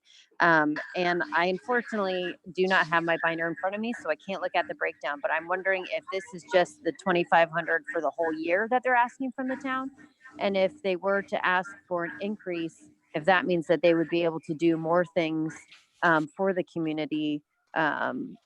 Or if those types of like you said, putting in stairs for ladies or helping veterans. I know that they did like a ladies veteran sort of luncheon kind of thing where I also donated time and people in the community donated their time as sort of like a pampering day. But I just didn't know if that was somehow, if they did increase the budget, if that would be able to lend them to be able to do more things for veterans and things like that, or if the town already has an allotment for something like that. Does that make sense? Audra, is there a fund for something like that elsewhere in the town? I mean, not specifically. We've got funds for specific purposes when it comes to veterans, like the memorial wall, but there's no other specific fund for anything like this. Personally, I think they do much more than just $2,500. I think it's pretty cheap. Mark Siegenthaler? Yeah, I'd also like to point out the fact that Rockport and Lincolnville contribute $175 each. So maybe they might want to look at stepping it up a little bit. That has come up in the past. Lisa Dresser? Yeah, and I remember last year there was an agency that had requested a certain amount and somebody from the board recommended that perhaps they should have more, and it really kind of opened a can of worms as far as if an agency have their budget, they know what they need, they know what they need to ask for, that to just randomly award more money at this level, it didn't fly well last year. And I don't honestly remember which agency it was. I just remember the discussion that it was just, they had requested a certain amount and then we wanted to, the discussion was had to give them more. So I just don't think that's a good path to go down. Carla? Yeah, I agree with Lisa. I remember clearly last year it was a garden club request. Okay. I am a member of the Legion, and I have to tell you, I've never seen a more frugal and more caring group. Proud to be a member of the Legion, but I think that that's what they asked for, and that's what they're budgeting based on. And again, agree with Lisa, we shouldn't be willy-nilly offering more money at this stage of the budgeting process. Yeah, and I just want to clarify that I'm not trying to diminish what the Legion does. I have complete respect for them, the service they've provided and all. I just don't feel that adding money at this point is the right way to go. Well, we have a motion on the floor for $2,500. Somebody would have to make a motion to amend that at this point, at which point we would have to vote on the amendment and then go back to vote on the final motion. So if there are no further motions on that, we Can I go ask one question? This is Courtney again. Sorry.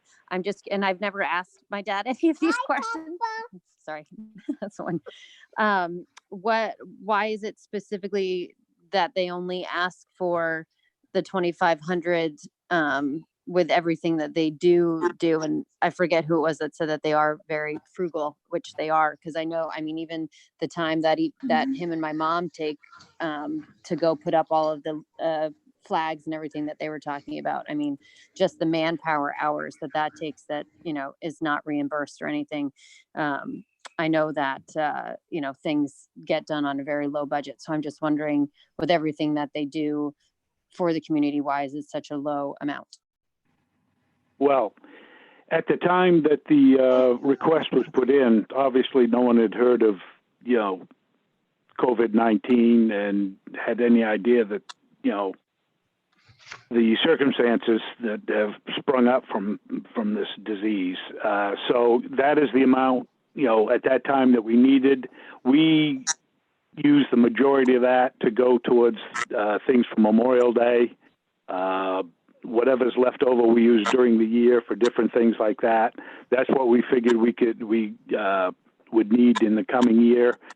So, you know, if something else comes up, you know, the members are very good about, you know, we say we've got a plea for a veteran or something, then, you know, the wallets get opened up and people help as much as they can. So, I mean, I've got to tell everybody, I've got a newfound respect for everybody on the budget committee, seeing what you go through. So, you know, if you folks see to it that, you know, we get to 2,500, we'll be happy and we'll take it. Believe you me. You know, going forward, you know, if this thing lasts much longer, who knows what'll happen. But this year, that's what we requested, and that's what we'll go with. Thank you. Ray, did you have a question? No? Okay. So we would either need a motion to amend, or we can go ahead with this vote if it is as stands. And I don't hear a motion, so why don't we do the roll call vote? Is John French still here? He disappeared from the screen. I think he was having some audio trouble. Yeah, Robin, this is yeah. Mark Ratner. I've texted with John. His internet appears to have gone out. He could not get back on. Okay, all right. Oh, why? So John French is no longer here. Lisa Dresser? Yes. Judy Scheibel? Judy, are you still here?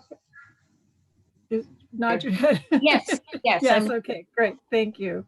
Richard Householder? Yes. Yes. Drew Lyman is not here. Lorna Cummings? Yes. Yes. Mark Haskell did not show up. Mark Siegenthaler? Yes. Yes. Sandy Cox? Yes. Yes. Carla Doremus Tranfield? Yes. Yes. Shannon Herring? Yes. Shannon? Shannon, I can't hear you. Oh, can you hear me now? Yes. Yes. Okay, yes. Kristen Sidwell? Yes. Yes. Mary Winchell? Yes. Wendy Rich?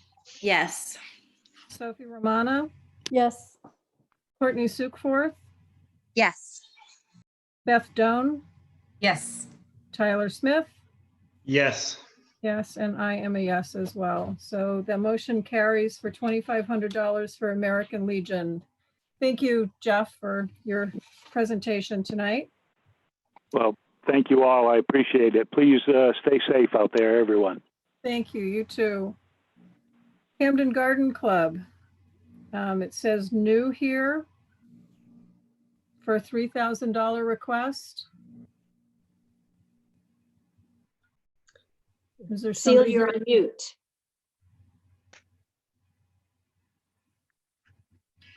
I'm sorry, who's here for the Camden Garden Club? Well, Seal, hi, I'm Karen Cease, and I'm one of the co-presidents for the Garden Club. And Seal King is on mute. Oh no, I think she's available now. Oh, Seal, there, somebody unmuted me. good. Can you hear me now? Yes. Okay. Good evening. My name is Cecilia King, and I am co-president of the Camden Garden Club. For the past 104 years, we have been a part of Camden's rich history and community. Our town beautification projects, many of which date continuously from 1925, are a highly visible and colorful enhancement to the town. These efforts add picturesque charm and ambiance to the heart of Camden and are very visible in promotions and publications about Camden. One of our current projects is contracting for spring planting and maintenance of flowers from Memorial Day weekend through September. This includes 50 lamppost flower baskets, 3 Main Street footbridge boxes, 2 traffic island beds, Chamber of Commerce bed, and 2 Union Street arches. The cost. Basket pickup and installation is $360. The watering and fertilizing is $6,800. Island prepping, planting, cleanup is $1,272 for a total of $8,432. We contacted 22 vendors and received 2 bids. Historically, the proceeds from our annual garden and home tour have generated the income to cover this project cost. However, raising enough money has been difficult as product expenses have continued to rise. Last year, this committee granted our request to contribute $3,000 to cover half of the largest expense charged by our maintenance company for watering and fertilizing Memorial Day weekend through September. For this, we are very grateful. Thank you so much. This year, we are again submitting a proposal requesting $3,000 for the watering and maintenance costs. We believe these flowers will help uplift Camden's morale during these very grave, uncertain times. The Camden Garden Club takes great pride in preserving the beauty in and around Camden. We look forward to continuing this tradition for years to come. Thank you for your consideration. Any questions for Celia? I have a question. This is Courtney. I know, I mean, all the gardens always look beautiful. I love going by when they finally start to come out on the stop sign on Washington. I'm sorry, not Washington, on Mountain Street and Route 1. They always look great. My question is, I'm wondering, instead of getting annuals every year, would we be able to plant perennials and save at some point on budget in terms of fresh flowers? I mean, because I think most of the time everything gets dug up and then replanted. So why is it that we do that instead of figuring out some in those areas beds that can just come up? I don't know the history, but I do some gardening, and I know perennials are not necessarily easier than annuals. They still have to be maintained. I think people think because you have perennials that the cost is less, but I'm not sure about that. I do it too. I garden as well. And it's definitely, I mean, there are some points where things have to be thinned out, but it's definitely, I mean, in terms, I find myself that it's definitely maintenance, is there, but it's not as much. They can sort of like be left a little. I'm just throwing it out there just out of curiosity. I didn't know if that had ever come up in discussion. Mm-hmm. Mark Siegenthaler? Yeah, I'm a little bit concerned about things like this. I mean, you have clubs that gather and get together to create community spirit, and then it seems to shift into taxpayer responsibility. I mean, what if it's a club that enjoys gardening, then why are we paying them to hire people to do the gardening? A little ironic, I think. Mark, we don't do that gardening ourselves. We contract that out. The traffic area makes it very difficult for us to do that work ourselves, the circle. The other problem is we have hanging baskets.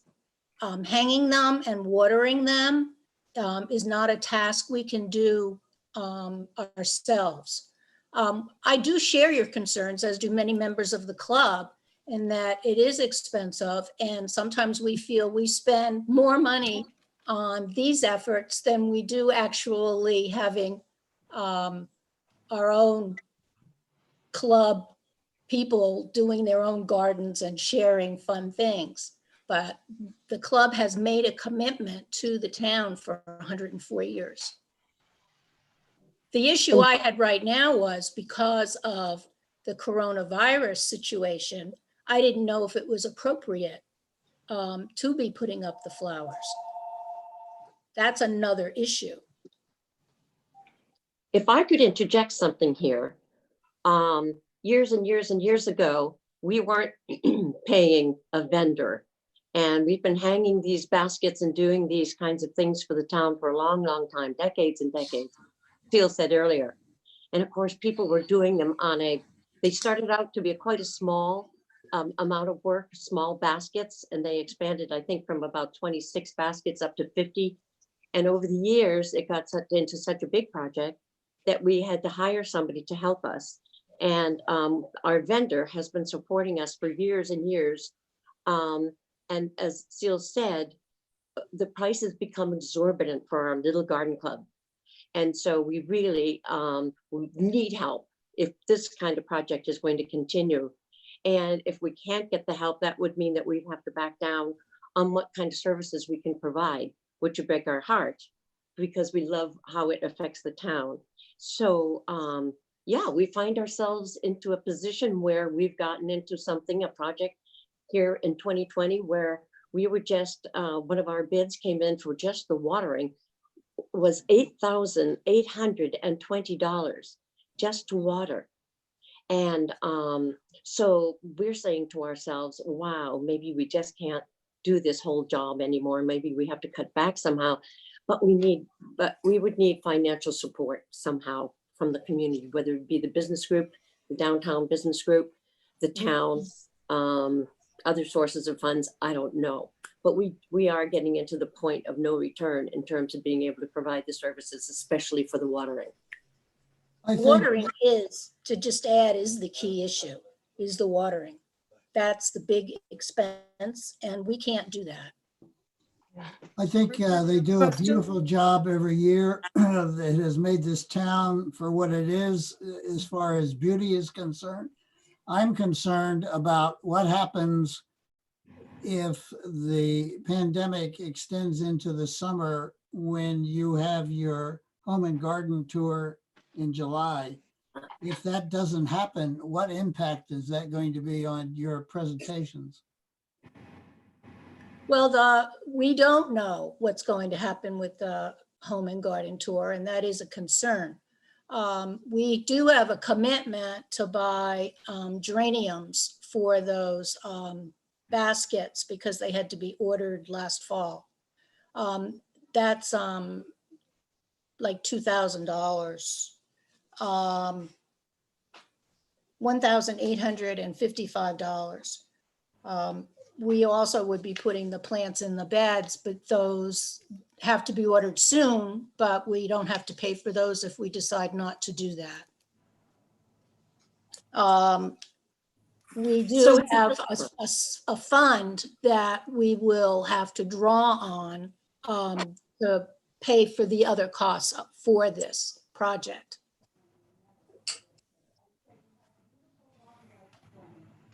I agree with you. Well, it's a fund that all small organizations have as a backup, as a stopgap, just in case we have some sort of a disaster that comes along. Because the only really big fundraiser we have is the House and Garden Tour, which nets us sometimes 18,000 to 20,000 if we're lucky. So as our budget, as our vendors charge more and more to do work that we can't do, like the watering, it's getting to be a little bit of an overload. I don't know. I think it's a small price to pay, especially in these times, to have those flowers. I mean, I do think it's very uplifting, even just to the people in town to see those. I love seeing the baskets and the plants in those in the road there. I mean, Sandy, do you have something? You just lit up over there. No? Well, I agree. I mean, it's a benefit to the town and it looks great, but you know, there are a lot of things that benefit the town, but you know, if you've been able to operate for 103 years, and now after 103 years, Can you see something can you see this? I'll put this up. Can you all, You can try. can you Yep. see that? Not very well. Yes.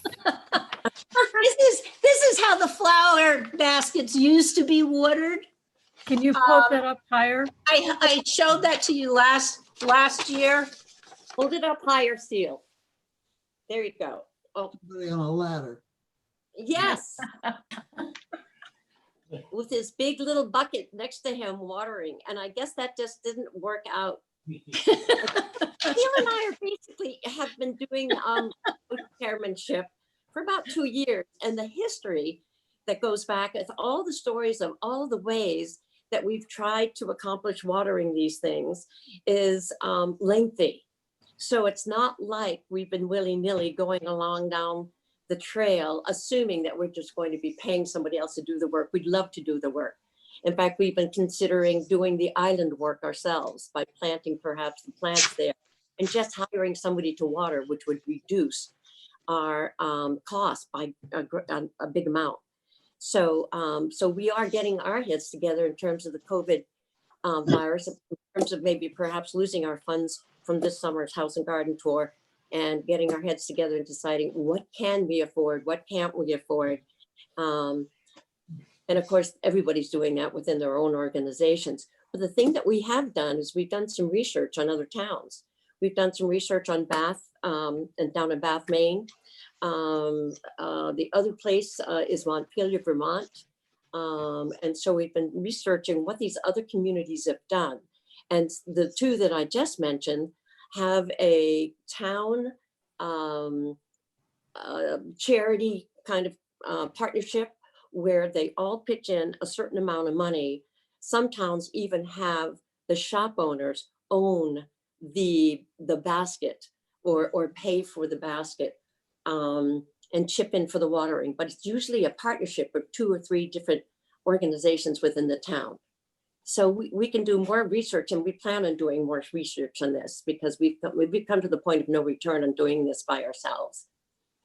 I'd like to make a motion to accept the $3,000 proposed for the Camden Garden Club. I'll second that. Second, okay. For discussion, Sophie, you have a question?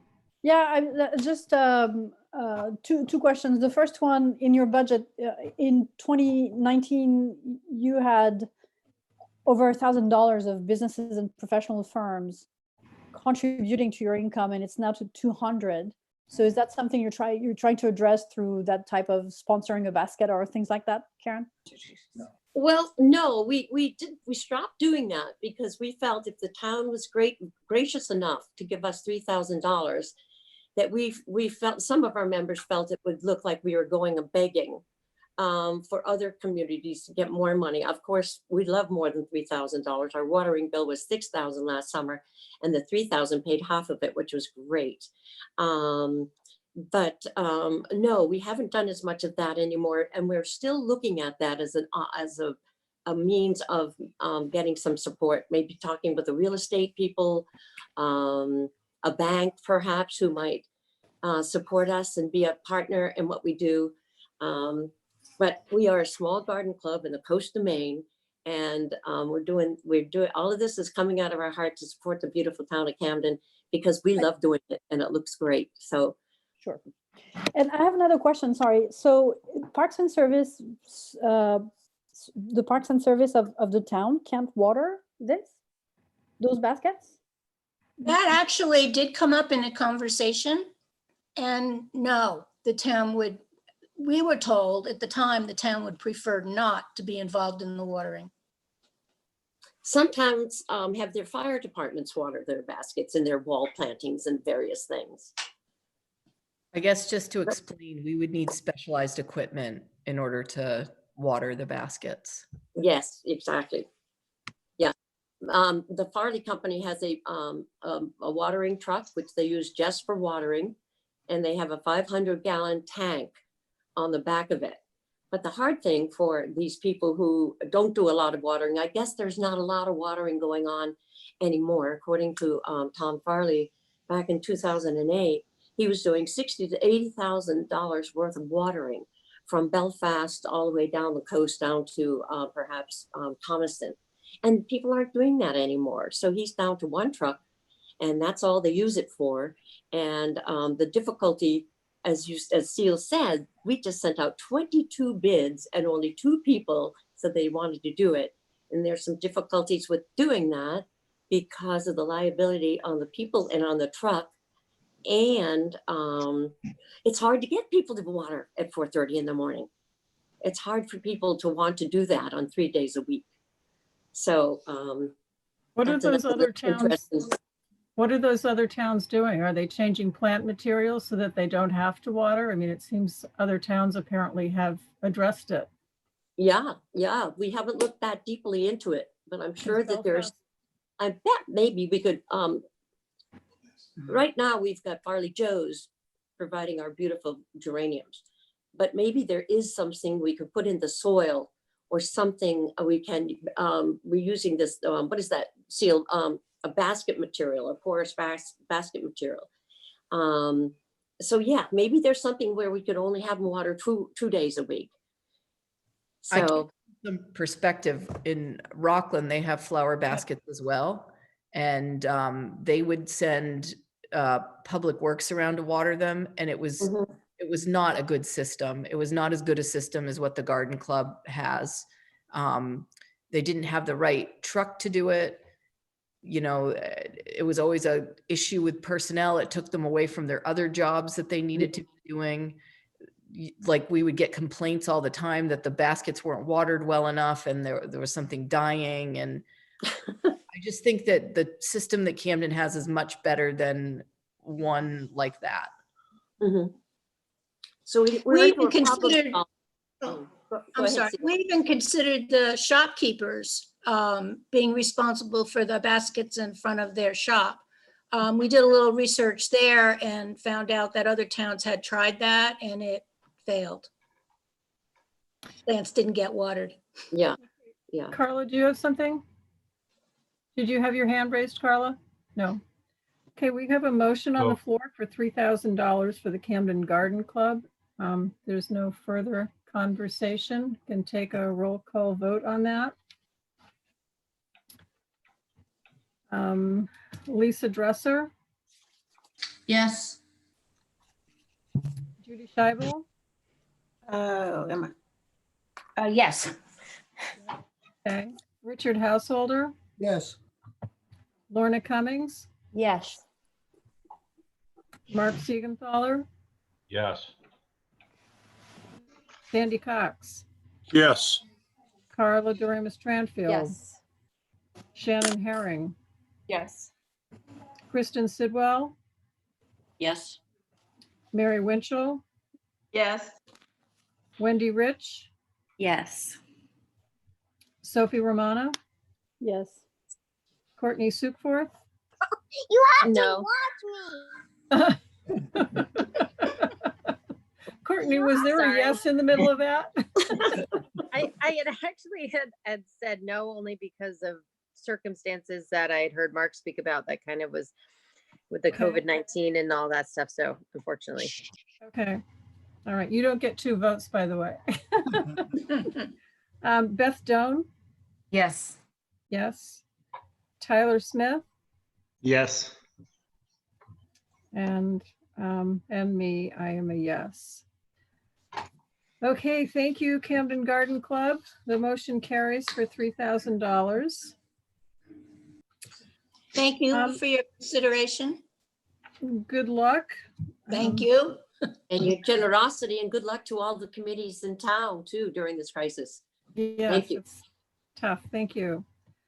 Okay, Camden Rockport Historical Society has been at $4,000 for the last 2 years. So there is a request for $8,000. We heard a little bit about that at our last meeting, but we have a presentation, I believe, from the Camden Rockport Historical Society. Who do we have? Heather Moran. Heather, okay, thank you. So thank you, everybody. I am here obviously representing the Historical Society as the president, and we are a small organization. We've existed since 1937. We have about 20 volunteers, and that small group of volunteers has put in almost 3,000 hours of volunteer labor to maintain a historical society. When we put this budget together, obviously it was before the current crisis, and I do recognize that it is a significant increase. The reason for that is we are caretakers of 6 buildings on the Historical Society campus. The centerpiece of the Historical Society campus is our 1780s original homestead, and that has had to undergo repairs over the years. And associated with that is a barn, blacksmith shop, and other buildings. The homestead was recently selected by the Maine Historic Preservation Commission as a featured property for what they are calling present at statehood. So in other words, those buildings and sites that were around when Maine became a state in 1820. So obviously we are in our bicentennial year, and we have exhibits and educational plans that we were hoping to do this year. Those are in jeopardy, obviously, like everything else. So in addition to funding those bicentennial exhibits, we also have significant repairs that need to happen to these historical buildings. For example, our barn, which dates to about 1870, has holes in the roof. So we have a number of early farm items, implements, carriages, that sort of thing that are housed in the barn, but they are now in danger from the leaky roof. So as many of you know, if you have an old house, you have an old structure, it's a constant round of upkeep. So we do struggle with that. We had anticipated that the stock market would be robust, and it has been pretty good up until the last few weeks. So these are things we are wrestling with, trying to stay afloat. We are partnering with the Camden Garden Club this year on their garden tour. We have installed a historic heritage garden next to the homestead, and that was to be one of the main features of the garden club tour this year. Again, as Karen mentioned, that is potentially in jeopardy. So things are a little bit up in the air, but we are doing the best that we can. And I thank you very much for your consideration. Any questions from the committee? Or thoughts or suggestions? I have a question, Heather, on your endowment income from 1,500 to 5,500. Right. Was that projected based on that robust stock market, or are you pulling principal out, or I'm assuming you actually have an endowment that you're pulling that from? Yes, we do. And that was based upon, hopes for a robust stock market. We tried to pull no more than 4% from our endowment, which is small for expenses. I can tell you, after speaking with my treasurer just today, that we have lost $25,000 out of that. So it is a significant impact. We do rely on memberships. Yes?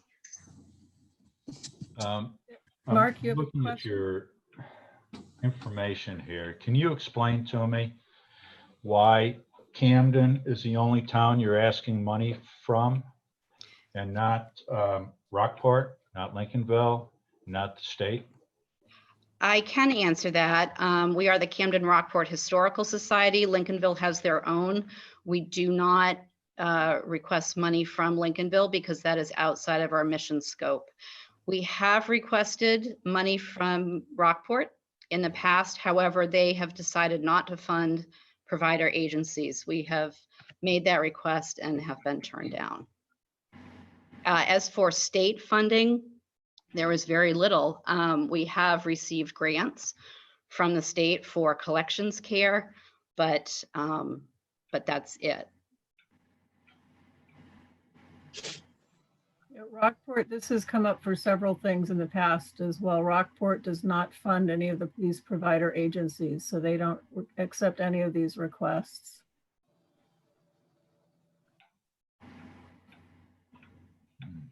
So why do we? Question for somebody to answer. I guess all I can say is, previous discussions that I've heard from other budget committees. And I guess the last 2 years that, I've been involved and I've heard this discussion, a lot of the budget committee members of the past just thought, all in all, when you look at provider agencies, it's a fairly small amount of the budget when you're looking across sort of, the entire municipal budget. And they thought that the benefit that a lot of these organizations provided sort of outweighed that cost. So that's kind of just the philosophy of the past, and they didn't really care much about what other towns did. It was kind of the principle of what kind of benefit Camden got. So that's just some historical background. Yeah. And maybe I'm just becoming a little bit skittish based on the current situations we're in, but it seems to be real easy to say, well, it's just a small amount of money, so let's just approve it. And I don't think that's going to be the case so much anymore. And I don't feel comfortable with it. Is it possible to give less than they request? Somebody makes the motion to do so, yes. Well, in the budget, if I understand correctly, there's the proposed 8,000, but the town manager proposes 4,000 to keep the donation at the same level than last year, correct? Yeah. So if somebody would like to make a motion, we can certainly put I that make the through. motion to offer the same amount we made last year. I second. 4,000. Second, so that was for the 4,000. Does somebody second that? I'm seconding. Second, okay. Any further discussion on that, or would you like to take a vote? Oh, could I say something? I was wondering, are there alternative, avenues for funding that you could pursue? Are there fundraisers during the year or appealing to people here in town that might want to see those buildings preserved? Or I don't know if there's other grants available, but is that something you're doing already? And did you go to the main 200 for the grants that they were providing this year? Yes, that is a good question. There is funding available. For example, we've applied to the Davis Family Foundation in the past, but often with these organizations, you have to, if you receive money, you have to then wait before you can reapply. So that is the situation that we are in, and as far as money from the state, for example, for collections care, that money was provided and by the National Historic Publications Commission. That is funneled through the state. Those are federal funds, and those were not available. As far as fundraising goes, we are largely dependent upon memberships. We do participate in local events such as the Windjammer Weekend, Maple Sunday, and that sort of thing. We do have plans for fundraising and to try to raise funds additionally for the barn. We've had some people step forward to make small private donations or to come up with ideas for fundraising. It is a very difficult environment. I do recognize that. But we are also the cultural caretakers for the towns. And we do have significant and unique items in the collection that if we cannot sustain ourselves, that is something that we need to look at rehoming. And I don't think that's in the best interest of the town. We do outreach to the schools. I think it would be a significant loss. Any further comments or questions? I have a quick question. Yeah, Lorna? I just was wondering what, before the COVID-19 happened, why our town, Audra, was thinking the 4,000 was a better figure than what they were asking for, which was a boost to deal with the roof and their special events because of the 200th anniversary of Maine. I mean, there wasn't really I any just was wondering, yeah. deeper behind my decision than, you know, kind of a desire to bring the budget in at a certain number. Okay. Okay, we have a motion on the floor for $4,000 as opposed to the 8 requested. If we can go through a roll call unless there are amendments to that. Lisa Dresser? Yes. Yes. Judy Scheibel? Yes. Richard Householder? Yes. Lorna Cummings? Yes. Mark Siegenthaler? Yes. Sandy Cox? Sandy, you're muted. You're muted, Sandy. I know, sorry. Yes. Yes, okay. Carla Doremus Tranfield? Yes. Shannon Herring? Yes. Kristen Sidwell? Yes. Mary Winchell? Mary? Yes. Yes, okay. Wendy Rich? Yes. Sophie Romano? Yes. Courtney Sukforth? Yes. Beth Doan? Yes. Tyler Smith? Yes. And I will also be a yes. Okay. So the motion for 4,000 instead of the 8,000 requested passes. So thank you, Heather, for your presentation. Thank you all for your consideration and support. Our next is Mary Spring for $1,000. Hi, can you hear me? We can hear you. Okay, Ray, sorry, I was looking for where the Yeah, voice was okay. coming from. Yeah. All right, fine. Hi, I'm Ray Andresen. I'm president of the board at Mary Spring Nature Center. And we've been very fortunate to have the town of Camden support us with a $1,000 contribution for I don't know how many years. And that's what we are asking for again this year. Let me just tell you a couple quick things about Mary Spring. We were founded in 1974, so we've been here for 46 years as part of the Camden community. And we are a nature sanctuary located sort of behind Hannaford. And we have forests, woodland trails, 4 miles of trails, an arboretum, cultivated gardens. And we receive probably about 12,000 visitations a year, many of them from the town of Camden. We have a good membership base with about 175 families in Camden who are members of Mary Spring. The park is open year-round, free of charge to everybody. In a normal year, we also sponsor about 80 educational programs, nature education programs for children and adults. These include Tuesday talks, weekend workshops, free family programs, and summer ecology camps for young children.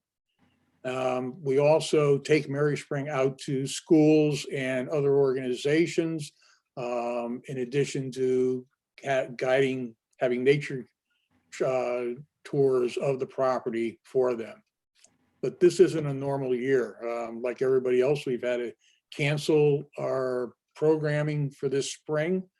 Hope to pick it up again this summer. But a more major thing is our two biggest fundraising events of the year are our annual plant sale in May and the kitchen tour in the summer. And I think both of them are being jeopardized by what is happening with COVID-19. So any support that we can get from the town of Camden will be deeply, deeply appreciated, as it always is. Thank you, and any questions? Make a motion to approve the $1,000 donation to Mary Spring. Second. Second, okay. Any conversation about that, discussion or further questions? I do have one, if I may. Sure. Has the, and I'm sorry that Celia and Karen are no longer online, but have you considered merging those two organizations, the Garden Club and Mary Springs? And I'm saying this from an experience point of view, working with small nonprofit, what I see is that a multiplication of small nonprofit that don't necessarily pull their resources together. And then when we can help them, the amount of money we can give them is sometimes not sufficient to help them with their goal and objective. So is it a conversation that has ever taken place for the two organizations to, if not merge, come closer together on certain projects or pool resources and even revenues?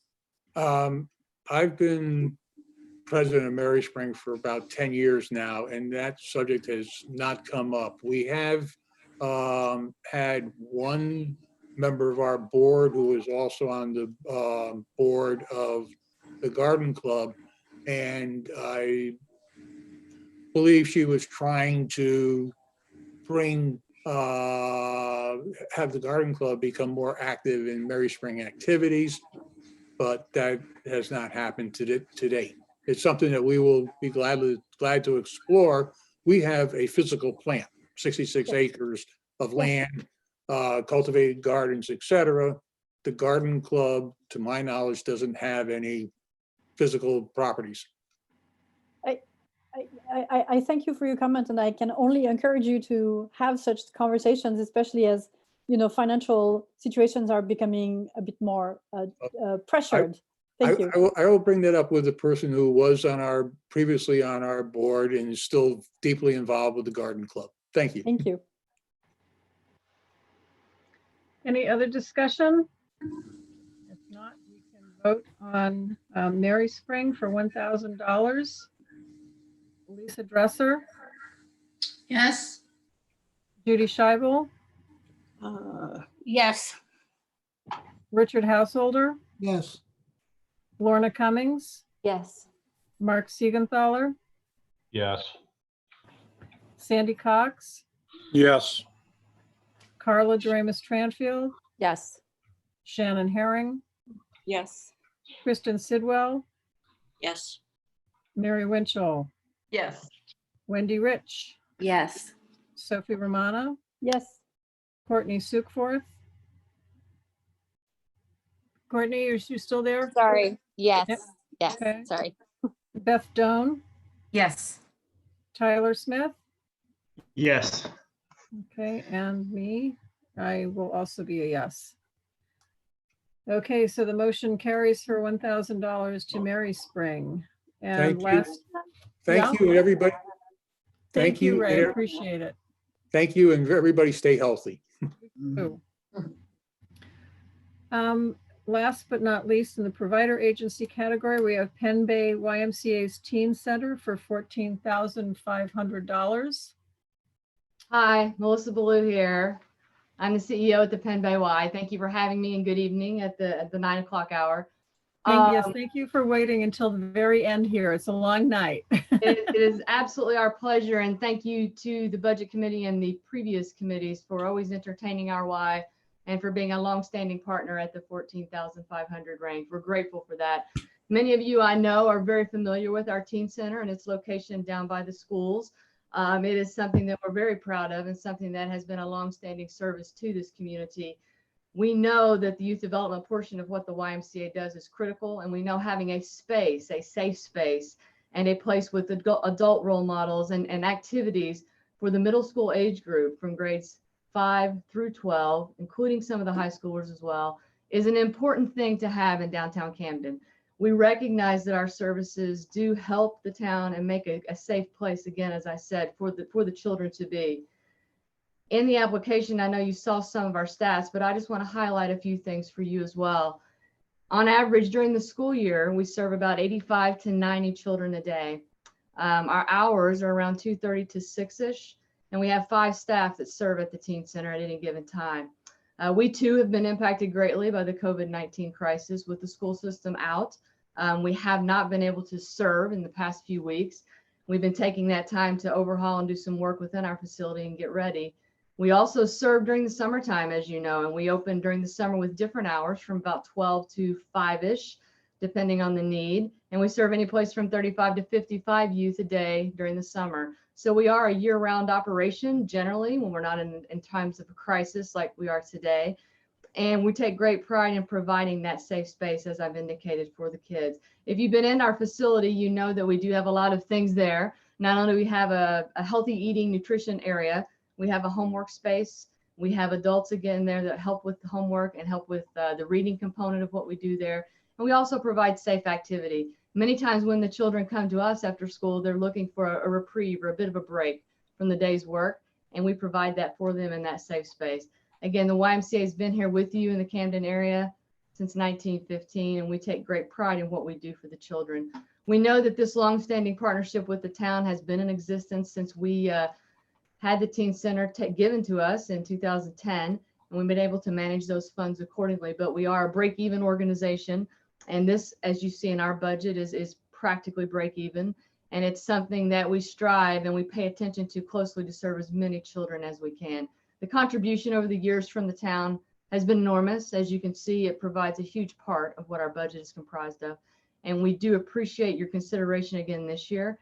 And I too am happy to answer any questions about the YMCA as a whole and about our work in downtown Camden at our teen center. Questions on the budget? Yes, Sophie. Melissa, thank you so much for your succinct and very clear presentation. I appreciate it. You're not going to be operating this program for April, May, at least. Is that impacting your budget and what you're submitting to us today? It does. It's a fair question, Sophie. Thank you for that. And it does impact us in some pieces of what we do. The piece that I would clarify for you is that we have taken our time, and we were able to keep our staff employed until just this past Friday. So we're able to keep them on for an additional 2 weeks to do cleaning and work within the facility. So we tried to maximize our time and some of the dollars we had to get ready and make the facility better for the children when they do return. But yes, in fairness, we are going to be down, as they say, for at least 2 months. And I noticed that you also have projected less income from business, professional firms, and other charitable agencies. So that shortfall would be covered by the 1450? It is. We've had, as some of the other organizations have described this evening, it is a challenging time to raise money in dollars, and we have seen some impact in that through our contributions, yes. And lastly, your endowment income of 35 is likely to go down as well with the hit to the stock market, correct? Similarly to what you've heard tonight, you are correct. That piece of the endowment for us is from a restricted income endowment. We do receive dividends, but clearly those dividends are based upon the market. And yes, we too have taken quite a hit. Thank you. Thank you, Sophie. Where's your fundraising from, Melissa? Every single line except your endowment, which will probably be less than what you're budgeting here, and the town, every other line has gone down rather significantly over the last couple of years. The primary sources, Robin, of our donations are through our annual support campaign that we have each year. And we did receive a less amount last year. So some of that is apportioned and allocated to the teen center. We also received a bit less from our UMC, from our United Midcoast Charities grant. And those things combined collectively reduced our overall contribution for our teen center.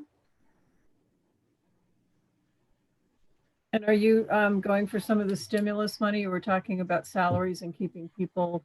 We absolutely are. You are very correct. Yes, we're meeting with banks tomorrow and Monday to try to drill down on that, our best options.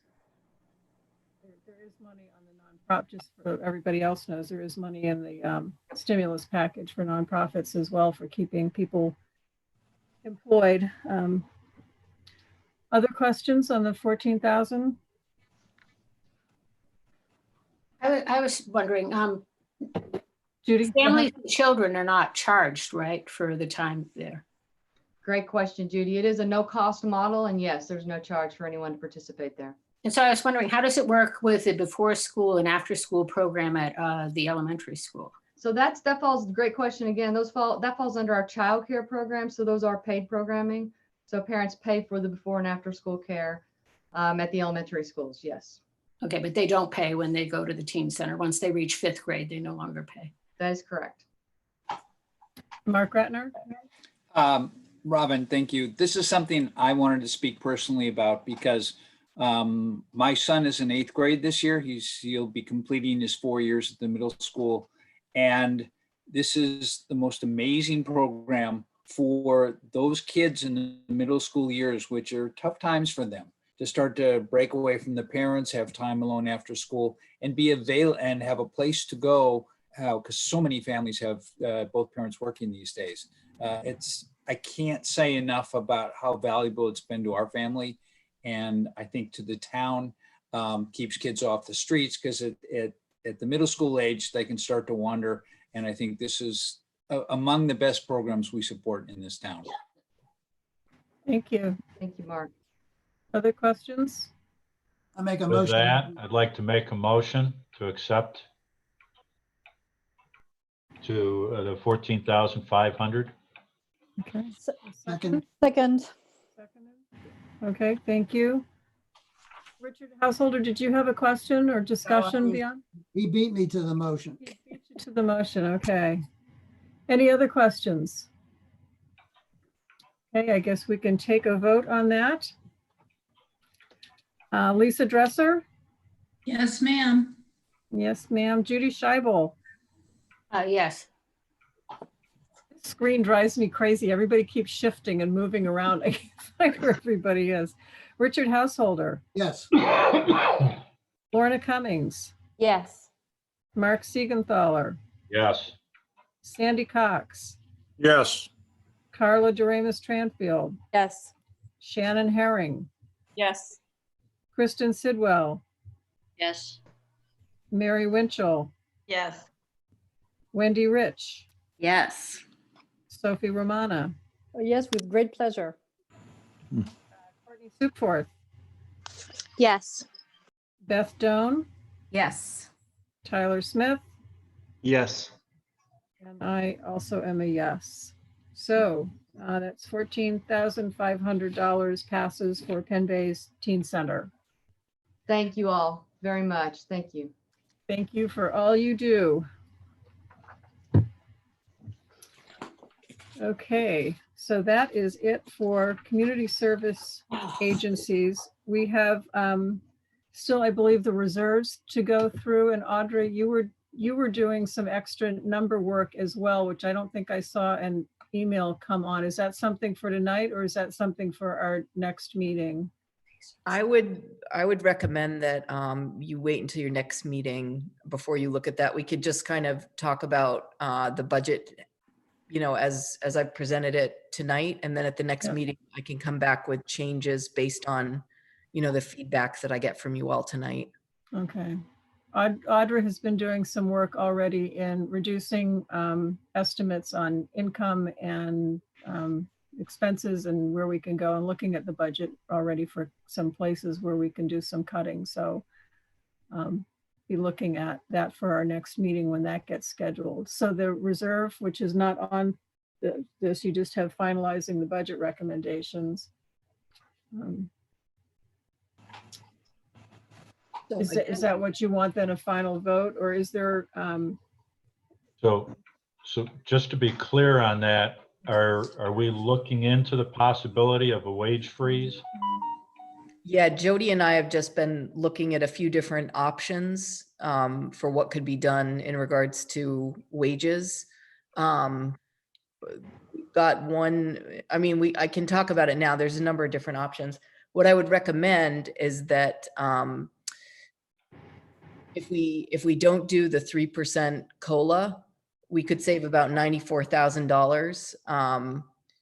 So that's, that's one option that we have. And I think that would be something that, we would still be able to move forward with that 3-year plan to gradually sort of get everybody's, step and grade to match with job descriptions and all of that. But it would be, a way that we could save pretty significantly. I think that's something we could talk to staff about and that they would be understanding of. So my understanding on what we agreed to earlier is that we will come up with another date for another meeting. It will be in conjunction, I believe, with the select board. Is that what you said, Audra? Or we'll do that prior to this first select board meeting? I think it would probably be easiest if you do it in conjunction with the select board, given that they're going to be scheduling their review of the budget fairly soon. So are you looking for then a final motion for the entire budget for this evening? Or do we want to hold that for then when we go back and look at all the different areas and places to potentially have cuts if necessary? I think that depends on the level of comfort the budget committee has in, making a formal recommendation that'll be printed and go to the public. I think that if there's, significant concerns and as a group, you don't feel comfortable doing that tonight, we can certainly come back with some options and revised numbers.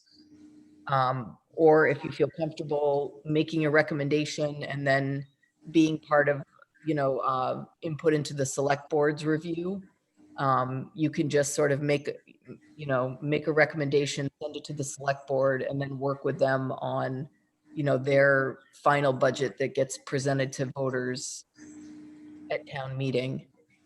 Robin, can I say something? This is Wendy Rich. Yep. I just have a question. I know, Audra, early on you referred to the amazing benefits health-wise that you offer as a real carrot for people to come in with lower salaries. I think that's amazing that the town offers that, but I think across the board, there are many companies that don't offer insurance coverage fully anymore. I wonder if employees were given the choice between taking a little bit lower health insurance and getting their 3%, what they would think. Everybody's, I think, going to need to make sacrifices. Hate for employees to be expecting a raise and then have it yanked away from them. They're valued employees. It's just a thought. Yeah, and we kind of, this kind of came up the first year I was here and prepared a budget, and we had this discussion with employees, and by and large, the benefit of the health insurance was so valuable and important to them that that they're going to choose that every time. Okay. Is the experience that I I've think had. it's a standard too with municipalities versus out in the public sector or the private sector too. I think there's a different standard of those expectations of what is offered. And I mean, at the time we were preparing this, it was really just about, if you look across the state, local governments having the same problem that everybody is in recruiting and retaining staff. But again, we got to recognize the reality of the situation we're in, and things have changed drastically. And that's something that, I think everybody understands. So instead of cutting all of the increases, why not cut the increase in half?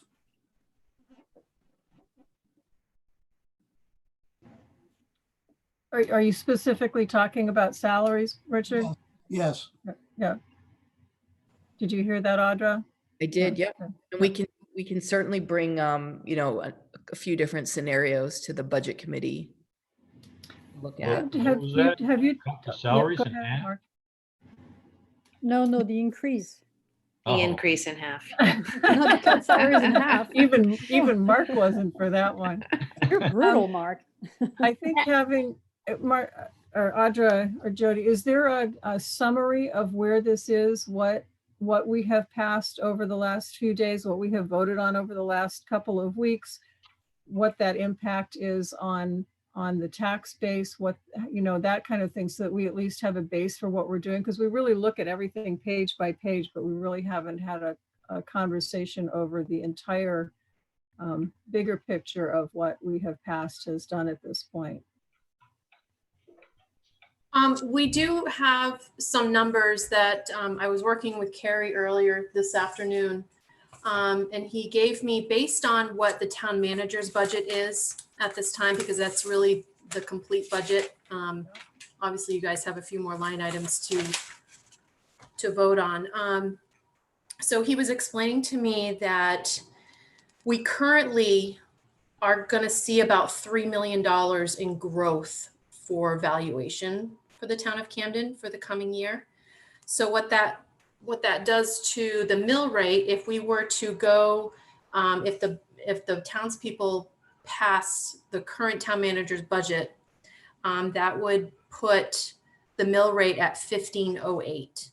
Currently, the mill rate is 1491.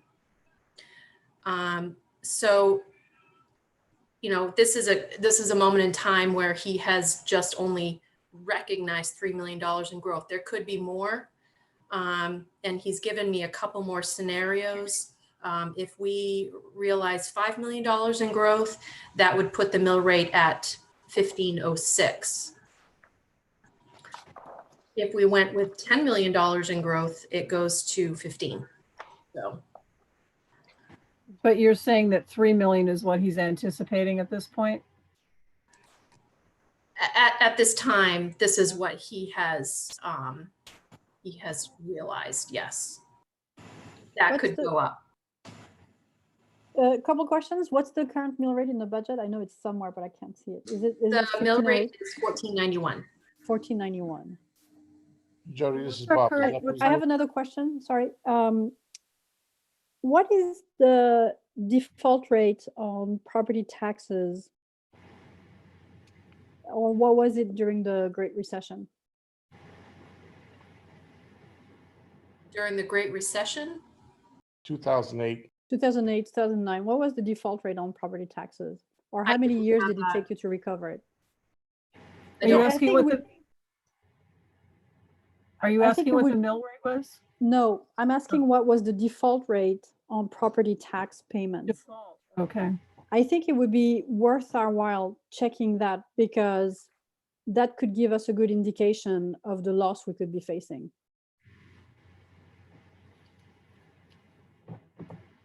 Robin? Yes. I just wanted to ask Jody a clarification. Jody, Yep. the numbers you're quoting on mill rate are presumed in only the town portion of the budget, not including the schools? Yeah. No, this is actually including the town, Midco Solid Waste, and the school. The schools, are you assuming they're flat or they're an increase? Carrie gave me an increase in the school budget of 84,200 today. Perfect.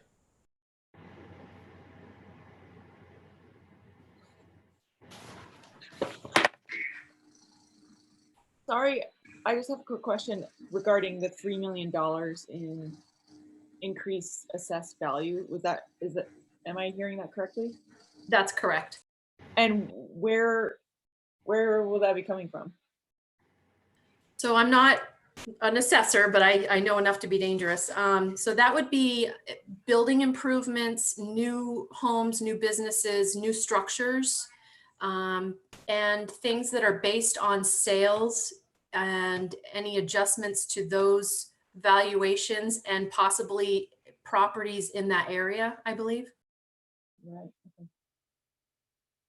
Mill rate.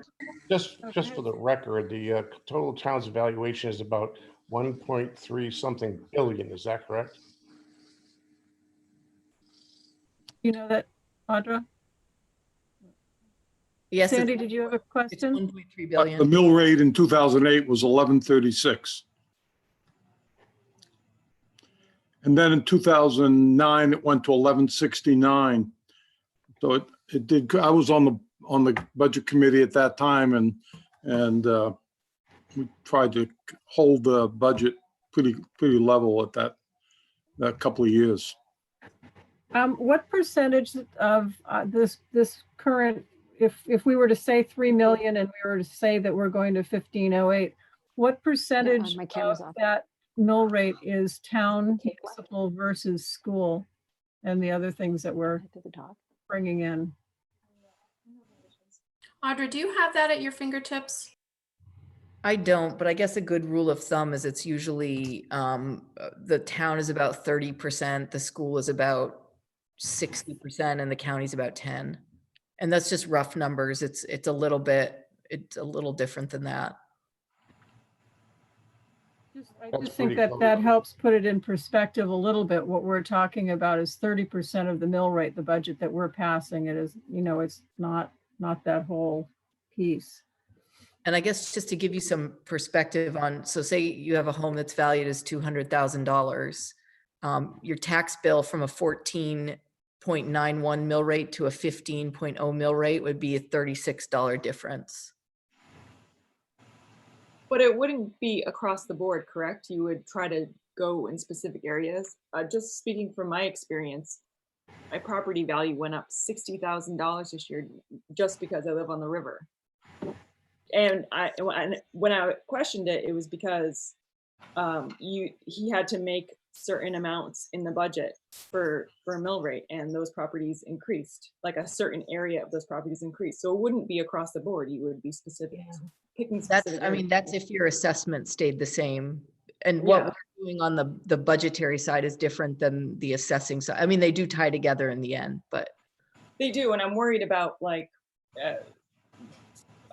the function of raising it $3 million, like where, like what the function of that is basically.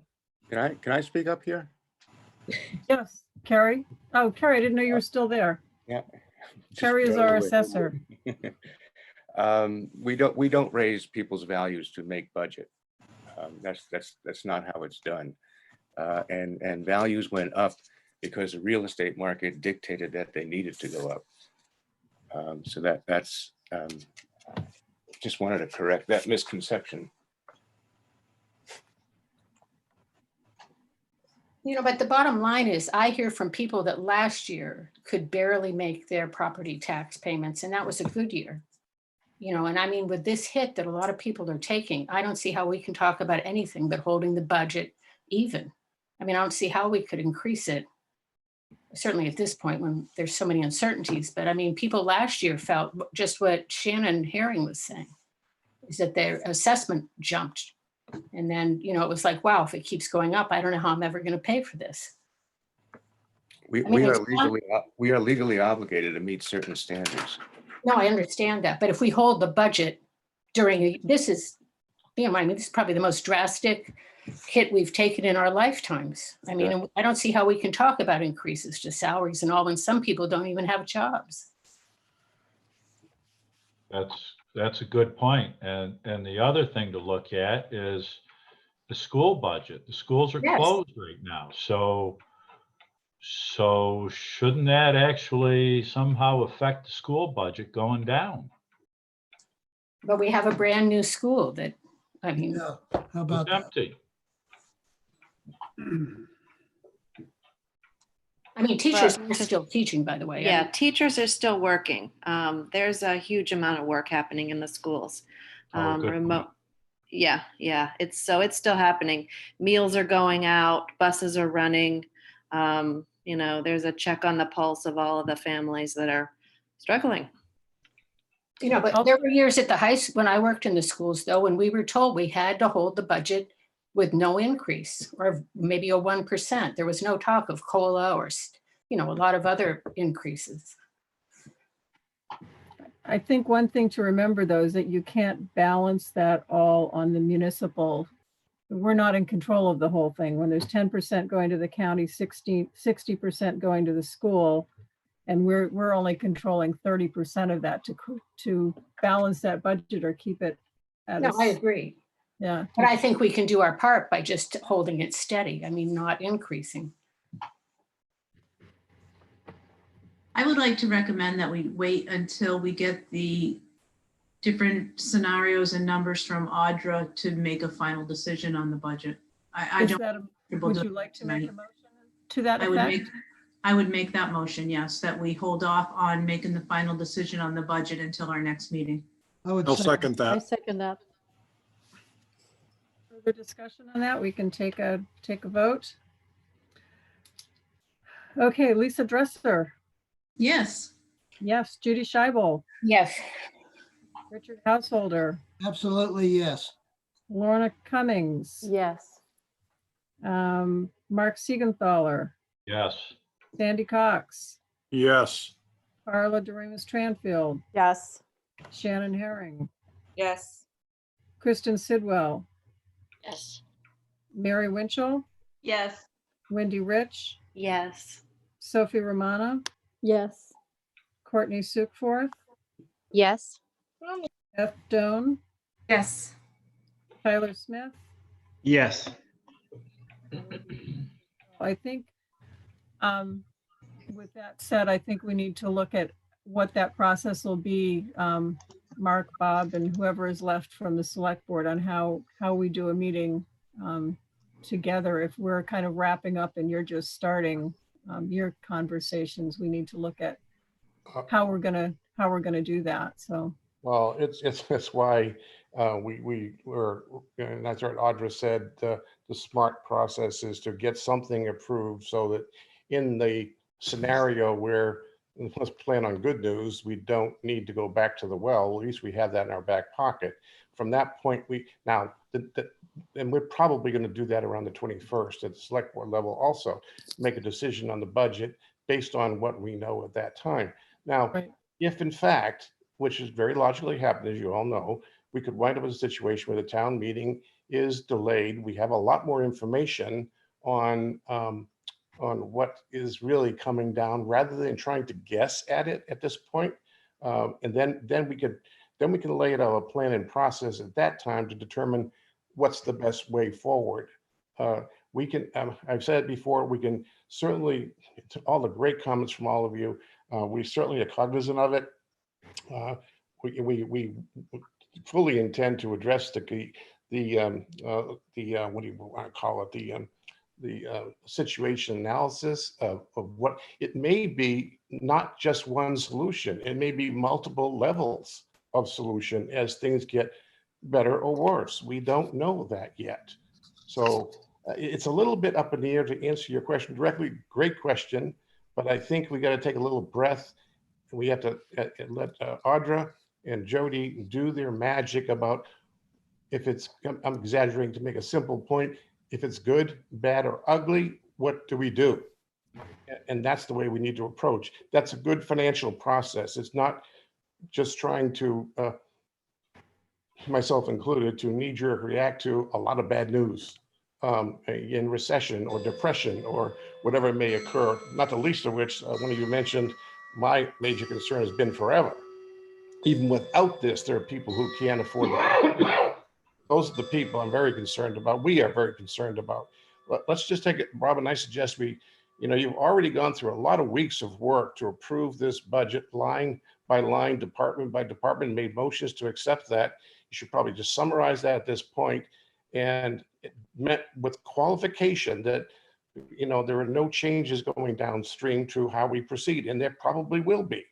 That's really all you need, in my opinion, all you need to do at this point. Then as we get down a little further downstream in the next weeks, we can answer your questions specifically and more accurately. So what about the idea of putting a label on this as a pre-COVID-19 budget?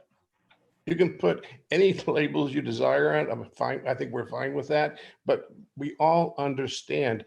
I think you all know that this town, especially the leaders of it, and Jody and Audra and our team, have done a phenomenal job with managing the finances of this town. The very good news is this town at the moment is in a very strong financial position. to that end, for example, we certainly analyzed what might happen, and I think we discussed it with you all, if we did go with no interest penalty on non-payment of taxes until July 15th, or whatever date it was. We analyzed that, Jody analyzed that very carefully to make sure we wouldn't have to go for major loans for cash, for example, which we can obviously do. So any label you want to put on it, that's fine. I don't see any problem with that at all. That's where we're all working. And, you know, my single frustration as one of the board members, and I think Mark and the others will go along, is that we're really moving very quickly against the wave of stuff that's coming at us from the state, from other things. In fact, on Monday, we're having a bit of a meeting to discuss, one, what we can do under the auspices of the governor legally with our attorney, and what we can't, the town management form of government. It's a very limited, we have very limited authority, but we're going to analyze every single step. So perhaps there's a smorgasbord of things, which includes salaries and whatever we want to do, and tapping into our reserve monies, as Audra has mentioned. But, you know, to try to discuss those all now with, you know, 15 or 20 people, you're going to be here for the rest of the night. Well, that's what we've done, Bob, is we've said that we're going to wait on that for the final. And I think that's pretty clear. I agree with what you said. What I was talking about was that we just need to figure out the logistics of how to do that second meeting or the last meeting for the budget committee that has been voted on, to take a look at what some of these suggestions might be.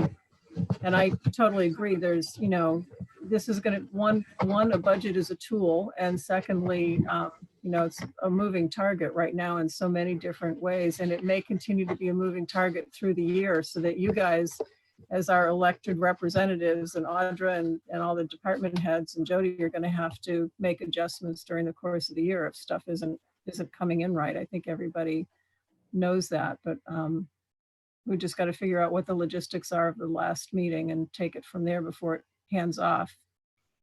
Understood completely. I just always try to respond to, in a very lengthy response, is basically, I don't have the answer to your question at the moment, but we will.